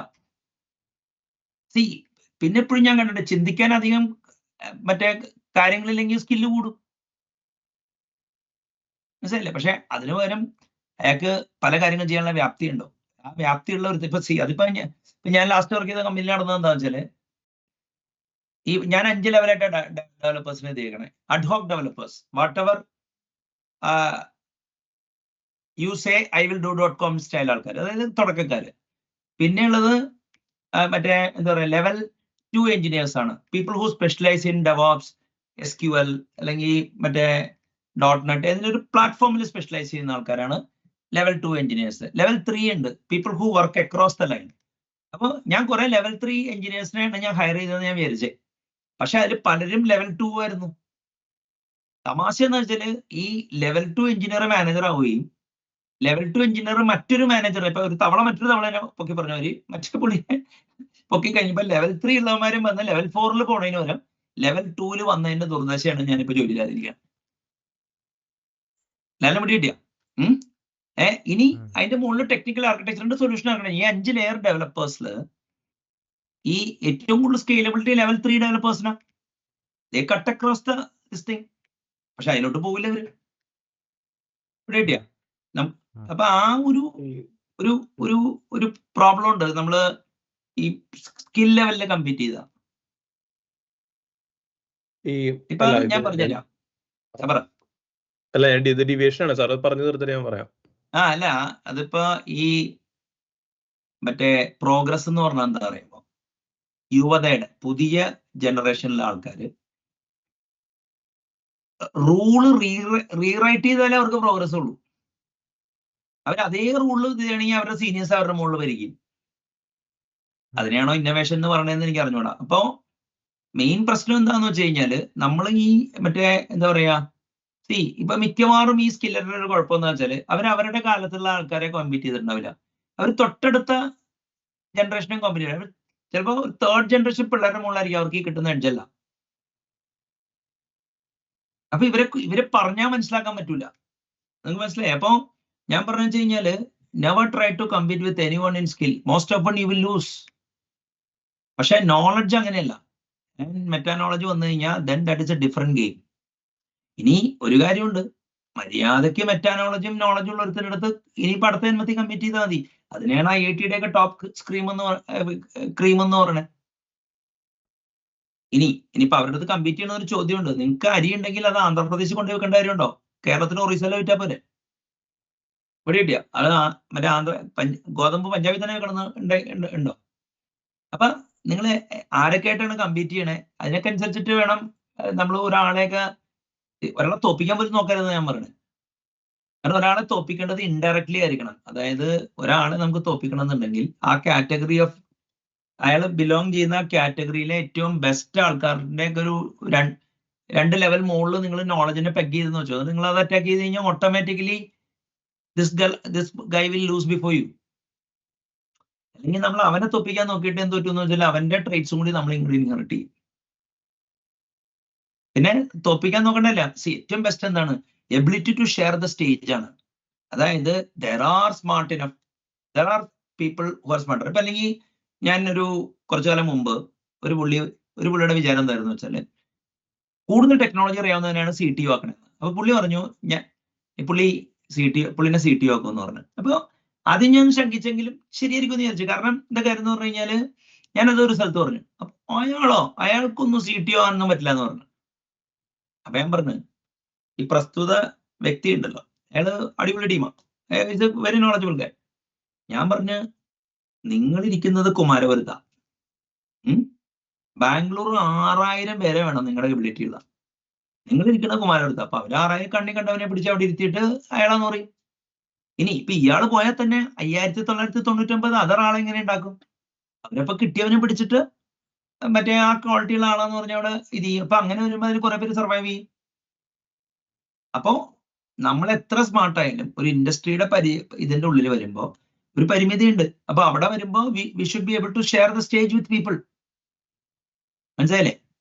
അപ്പൊ അതാണ് പ്രശ്നം. ഇപ്പൊ ആ സ്റ്റേജ് ഷെയർ ചെയ്യാൻ പറ്റാത്തതിന്റെ ഫ്രസ്ട്രേഷൻ ആണ് മാനേജർ ശരിയല്ല, കമ്പനി ശരിയല്ല എന്നൊക്കെ പറഞ്ഞ് ഇത് ചെയ്യണം. ഞാൻ പറഞ്ഞില്ല, അതിപ്പോ എന്റെ ചെറുപ്പത്തിലെ എന്റെ ലൊക്കാലിറ്റിയിലും തൊട്ടടുത്ത ലൊക്കാലിറ്റിയിലൊക്കെ വിജയിച്ച് പെട്ടെന്ന് കുറച്ച് സ്മാർട്ട് ആൾക്കാരുടെ പോയപ്പോ ഇറ്റ് വാസ് ഡിഫിക്കൾട്ട്. അതൊരു ലേണിംഗ് പ്രോസസ്സാണ്. നമ്മൾ ഓരോ റെൽമിലും പോകുമ്പോൾ അവിടെ വേറെ ആയിരിക്കും. അപ്പൊ അത് എങ്ങനെ മാനേജ് ചെയ്യണം എന്നുള്ളതിന്റെയാണ് അതിന്റെ ഒരു ഗെയിം. ഇവിടെ കിട്ടിയ അതൊന്നും ചെയ്യാനില്ല.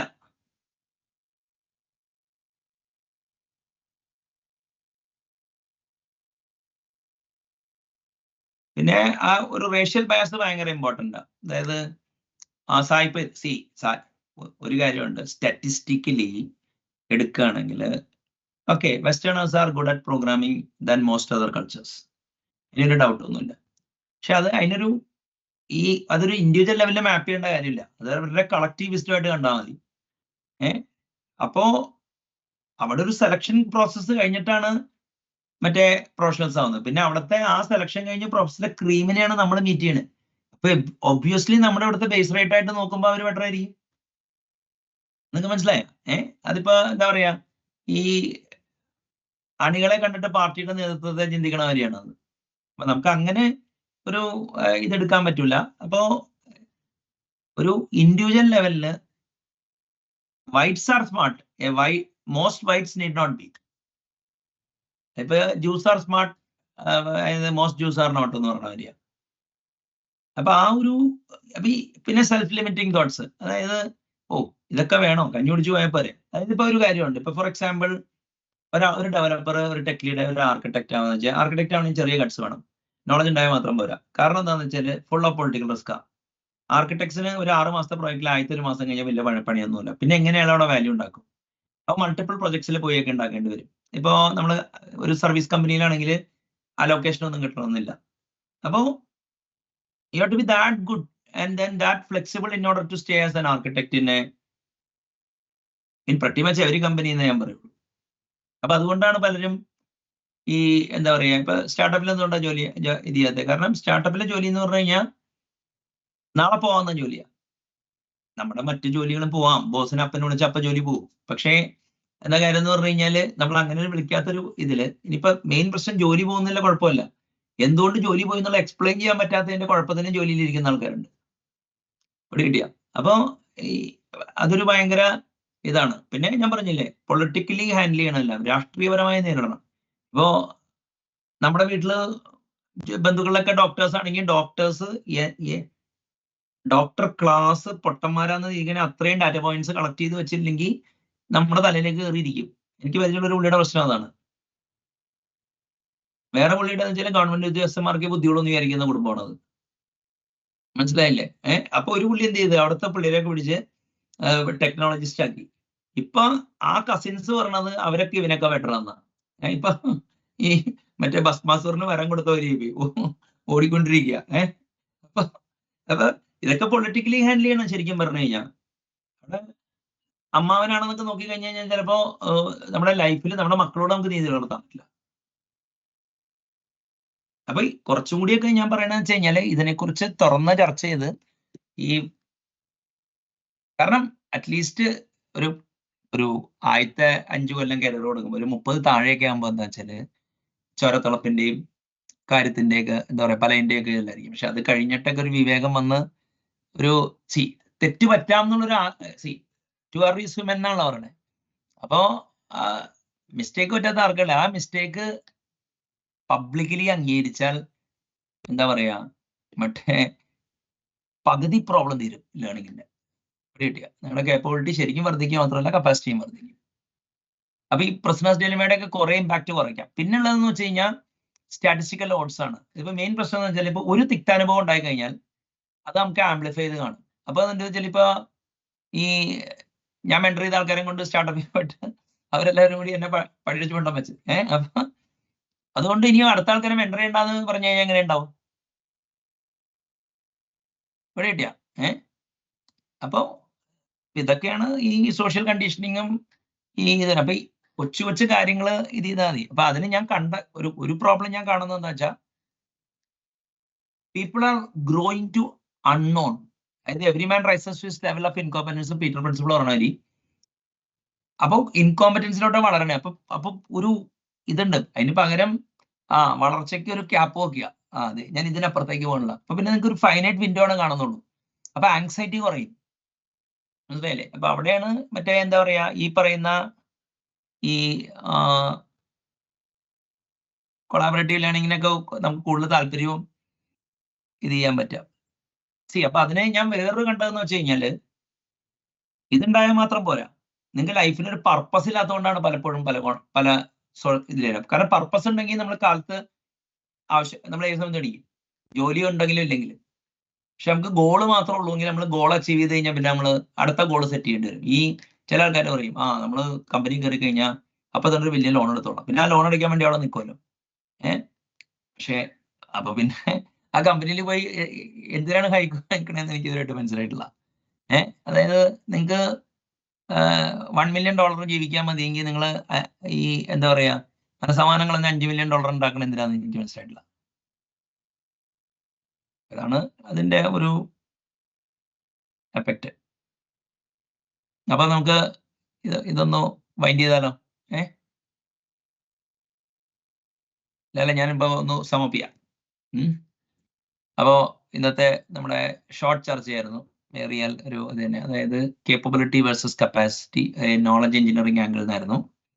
കേപ്പബിലിറ്റി എന്ന് പറഞ്ഞു കഴിഞ്ഞാൽ നിങ്ങൾക്ക് ഒരു കാര്യത്തെക്കുറിച്ച് കൺസീവ് എന്നുള്ള ടേമിന് വളരെ ഇമ്പോർട്ടൻസ് ഉണ്ട്. കൺസെപ്ച്വൽ. പെർസീവ് എന്ന് പറഞ്ഞു കഴിഞ്ഞാൽ മറ്റേ സെൻസറി പെർസെപ്ഷൻ എന്നാണ് പറയുന്നത്. അപ്പൊ കൺസീവ് ചെയ്യാൻ പറ്റണം. അപ്പൊ കൺസീവ് ചെയ്യാൻ പറ്റുക എന്ന് പറഞ്ഞു കഴിഞ്ഞാൽ രണ്ടു തരം ഇത് world of the names and forms എന്ന് പറയുന്നത്.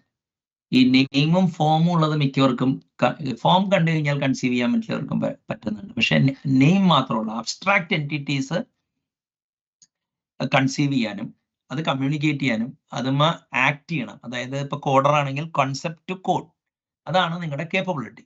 അപ്പോൾ കപ്പാസിറ്റി ഇപ്പൊ നിങ്ങളിപ്പോ കപ്പാസിറ്റി ഒക്കെ മാക്സിമൈസ് ചെയ്ത് ഗ്രോ ചെയ്താലും നിങ്ങൾക്ക് അധികം കേപ്പബിലിറ്റി ഉണ്ടാവണമെന്നില്ല. അപ്പൊ ഒരു യുജീനിയ ചെങ് എന്നുള്ളൊരു ലേഡി ഒരു ബുക്ക് എഴുതിയിട്ടുണ്ട്, എ ജോയ് ഓഫ് അബ്സ്ട്രാക്ഷൻ. അതിൽ 4 ലെവലുണ്ട്. മറ്റേ അരിത്തമാറ്റിക്, ആൾജിബ്ര, മറ്റേ അബ്സ്ട്രാക്ട് ആൾജിബ്ര, കാറ്റഗറി തിയറി. അപ്പോ അരിത്തമാറ്റിക് ലെയറിനെ എന്താ പറയാ ഈ അതിൽ ആ ലെവലിൽ ചിന്തിക്കാൻ അറിയാവുന്നവർക്ക് എന്തെങ്കിലും ടീമിൽ ടെക്നിൽ എടുക്കാൻ പറ്റുള്ളൂ. അവർ ആൾജിബ്ര ലെവലിലോട്ട് പ്രോഗ്രസ് ചെയ്യും. പക്ഷെ ആൾജിബ്രയിൽ തന്നെ ഇപ്പൊ മെട്രിക്സ് ആൾജിബ്ര ഉണ്ട്, റിലേഷണൽ ആൾജിബ്ര ഉണ്ട്, വെക്ടർ ആൾജിബ്ര ഉണ്ട്. പക്ഷെ മിക്ക ആൾക്കാരും ഇപ്പൊ എന്താ വെച്ചാൽ ഒരു ആപ്ലിക്കേഷൻ സർവീസ് എഞ്ചിനീയറിംഗിൽ ഒരു സ്കെയിലർ ആൾജിബ്രയിൽ അവിടെ ഞങ്ങൾ നീങ്ങാണ്. അതായത് അരിത്തമാറ്റിക്കിന്റെ ജനറലൈസേഷൻ എന്നുള്ള രീതിയിൽ അവരാരും സെറ്റോ റിലേഷനോ ഫംഗ്ഷനോ അതിന് തത്തുല്യമായ കാര്യങ്ങൾ കൺസീവ് ചെയ്യാൻ നോക്കുന്നില്ല. ഇനിയിപ്പോ അതിന്റെ തൊട്ട് മുകളിൽ പോവുകയാണെങ്കിൽ ഇപ്പൊ group, ring, field, integral domain, lattice, അങ്ങനത്തെ കുറെ സ്ട്രക്ചേഴ്സ് ഉണ്ട് ഓപ്പറേഷണൽ ലെവലിൽ ഇത് ചെയ്യുന്നത്. ഇനി അല്ലെങ്കിൽ മോർഫിസംസും അതിന്റെ കോമ്പോസിഷൻസും ആണ് ഏറ്റവും മുകളിലത്തെ ലെവലിൽ. അപ്പോ നമ്മൾ ഈ മാത്ത് ഒരു അബ്സ്ട്രാക്ഷന്റെ പാരലൽ ആയിട്ട് എടുക്കുകയാണെങ്കിൽ ഒരു അറ്റ്ലീസ്റ്റ് ആൾജിബ്രായിക് ലെവൽ തന്നെ എക്സോസ്റ്റ് ചെയ്ത് കഴിഞ്ഞാൽ you can do a lot. If you know abstract algebra നിങ്ങളുടെ ഇതാണ്. ഇപ്പൊ കാറ്റഗറി തിയറിയുടെ മാസ്റ്ററി ഒന്നും വേണമെന്നില്ല, ഇല്ല കീ നോഷൻസ് അറിഞ്ഞാൽ തന്നെ നിങ്ങൾക്ക് ഇനി അതിനപ്പുറത്തേക്ക് ഒരു അബ്സ്ട്രാക്ഷൻ ടൂളിന്റെ ഒരു ആവശ്യം ഉണ്ടോ എന്നുള്ളത് ഇത് ചെയ്യണം. അപ്പോൾ അതാണ് കേപ്പബിലിറ്റി. കപ്പാസിറ്റി എന്ന് പറഞ്ഞു കഴിഞ്ഞാൽ ഇപ്പൊ ഫോർ എക്സാമ്പിൾ നിങ്ങൾക്ക് ഒരു ദിവസം നിങ്ങളുടെ ജോലിയിൽ 8 മണിക്കൂർ കൂടുതൽ ചെലവഴിക്കാൻ പറ്റില്ല എന്നായിരിക്കും, അല്ലെങ്കിൽ 10 മണിക്കൂർ ചെലവഴിക്കാം. ബാക്കിയൊക്കെ പ്രഭാത കർമ്മങ്ങൾക്കും ഉറങ്ങാനും മറ്റേ ഈ ബന്ധുമിത്രാദികളെ തൃപ്തിപ്പെടുത്താനും ധർമ്മങ്ങൾ നിർവഹിക്കാനും വേണം. അപ്പൊ ഒരു 10 hours നിങ്ങൾക്ക് ഇത് ചെയ്യുകയാണെങ്കിൽ ഒരു പണ്ട് ഒരു എക്സ്പെർട്ട് ആവണമെങ്കിൽ 10,000 hours ഇടണം എന്ന് പറയാം. അപ്പൊ നിങ്ങൾക്ക് ഒരു 3 year 4 year ഒരു സബ്ജക്റ്റ് നിങ്ങൾക്ക് എക്സ്പെർട്ട് ലെവൽ എത്താം.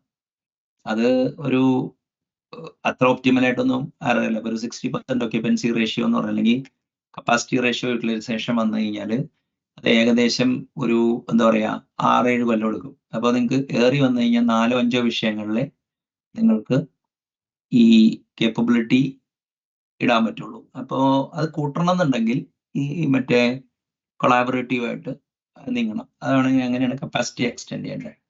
പിന്നെ നമ്മൾ ഡിസ്കസ് ചെയ്തു ഈ എന്താ പറയാ മോഡേൺ പ്രോബ്ലംസ് സോൾവ് ചെയ്യണമെങ്കിൽ ഒരു സിംഗിൾ വ്യക്തിക്ക് പറ്റില്ല. ഒരു ടീമിന് ഫോഴ്സ്ഡ് കൊളാബറേഷന് പകരം ഒരു രജനീകാന്തൊക്കെ പറഞ്ഞ ഒരു താനാ വന്ന് ചേർന്ന കൂട്ടം എന്ന നിലയിൽ മറ്റേ ഒരു കൂട്ടം ഉണ്ടെങ്കിലേ നമുക്ക് എന്താ പറയുക ബിഗ് തിങ്സ് ഒക്കെ നമുക്ക് സോൾവ് ചെയ്യാൻ പറ്റുള്ളൂ.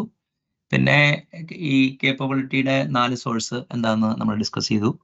കപ്പാസിറ്റിയുടെ എന്താ പറയുക എങ്ങനെ ഇമ്പ്രൂവ് ചെയ്യുക എന്നുള്ളതിനെ കുറിച്ചും ഡിസ്കസ് ചെയ്തു. പിന്നെ എന്തൊക്കെ ലിമിറ്റിംഗ് തോട്ട്സ്, കാര്യങ്ങൾ പൊളിറ്റിക്കലി ഹാൻഡിൽ ചെയ്യണതിൻ്റെ ആവശ്യം, അപ്പം ഇങ്ങനെയുള്ള കുറേ കാര്യങ്ങൾ നമ്മൾ ഡിസ്കസ് ചെയ്യുക മാത്രമല്ല എങ്ങനെയാണ് സോഷ്യൽ കണ്ടീഷനിങ് അഫക്റ്റ് ചെയ്യുന്നത്. ഇനിയിപ്പോൾ വേ ഫോർവേഡ് എന്ന് പറഞ്ഞ കാര്യം എന്ന് പറഞ്ഞു കഴിഞ്ഞാൽ ഇപ്പോൾ ഈ ഗ്രൂപ്പ് പല വിഷയങ്ങളെ കുറിച്ച് മറ്റേ എന്താ പറയുക പ്രതിപാദിച്ചിട്ടുണ്ട്. അപ്പോൾ അതിനെക്കുറിച്ചൊക്കെ കാണുക. അപ്പോൾ ഈ പ്രതിപാദനം വെറുതെ ഉണ്ടായതല്ല. ഇതിൽ ഇപ്പോൾ ബിറ്റ്വീൻ അസ് ഒരു 100 കൊല്ലത്തിൽ കൂടുതൽ എക്സ്പീരിയൻസ് ഉണ്ട്. അത് പൂൾ ചെയ്തിട്ടാണ് മിക്ക ആദ്യകാലങ്ങളിലൊക്കെ ഇത് ചെയ്തിരുന്നെങ്കിലും ഇപ്പോൾ ഒരു ചെറിയൊരു ഡിസ്കഷൻ കഴിഞ്ഞിട്ടാണ് ഇതെല്ലാം ചെയ്യുന്നത്. അപ്പോൾ എന്താ കാര്യം എന്ന് പറഞ്ഞു കഴിഞ്ഞാൽ കണ്ടന്റ് ഈസ് ഗെറ്റിംഗ് ബെറ്റർ എന്നാണ് വിശ്വാസം. That is one source. പിന്നെ എന്താ പറയുക ഇപ്പം ഇതിൽ കാണുന്ന പല പറയുന്ന we are not telling just using keywords. അത് എന്തെങ്കിലും കീവേഡ് ഇവിടെ ഉപയോഗിച്ചിട്ടുണ്ടെങ്കിൽ അതറിഞ്ഞ് അതിൻ്റെ തലത്തിൽ തന്നെയാണ് ഉപയോഗിച്ചേക്കണേ. അതായത് ഈ കേപ്പബിലിറ്റി കൂട്ടാൻ വേണ്ടി ഇപ്പോൾ ഈ ഗ്രൂപ്പിലെ മിക്ക ആൾക്കാരും നന്നായി ഇൻട്രോസ്പെക്ട് ചെയ്യുന്നവരാണ്. ഈ ലോജിക്കൽ മാത്ത് സ്റ്റഡി ചെയ്യുന്നുണ്ട്. പിന്നെ എന്താ പറയുക ഡയലോജിക്കൽ ആൻഡ് ഡയലക്റ്റിക്കൽ റീസണിങ് ആണ് ഈ വീഡിയോകളുടെയൊക്കെ പൊതുവേ ഉള്ള സാധനം. പിന്നെ കമ്പാരറ്റീവ് സ്റ്റഡിയിലും ഇപ്പോൾ എന്താ പറയുക ഇന്ത്യൻ ഫിലോസഫിയെ കുറിച്ചും ഒക്കെ ഇതിലൊക്കെ ഇത് ചെയ്യാറുണ്ട്. പിന്നെ ഈ സ്റ്റഡി ഹൊറിസോണ്ടൽ സബ്ജക്ട്സ് ആണ് ഏറ്റവും കൂടുതൽ ആൾക്കാർ ഫോക്കസ് ചെയ്യേണ്ടത്. ഇപ്പം ലോജിക്കിൻ്റെ റിട്ടേൺ ഒക്കെ നിങ്ങൾക്ക് പെട്ടെന്ന് കിട്ടും. പിന്നെ കാരണം there are good books available in the market as well as ഒക്കെ e-books ഉണ്ട്. Wikipedia is a good source for learning logic. Math, especially if you learn math in the concept, in the context of social science, ഇത് ചെയ്യാൻ പറ്റും. ഇപ്പോൾ സ്റ്റാറ്റിസ്റ്റിക്സിൻ്റെ മാത്സിൻ്റെ knowledge കൂട്ടാൻ ഇപ്പോൾ machine ലേണിങ്ങിൻ്റെ ഇതുള്ളത് കൊണ്ട് അത് സാധ്യമാണ്. പിന്നെ എന്താ പറയുക നോളജ് ഓഫ് ബിസിനസ് വളരെ എസെൻഷ്യലാണ്. അപ്പോൾ by that way by understanding the distinction between capability and capacity, one will be able to scale high എന്നാണ് വിശ്വസിക്കുന്നത്. നന്ദി, നമസ്കാരം. എല്ലാവരും ക്ലോസ് ചെയ്യാം.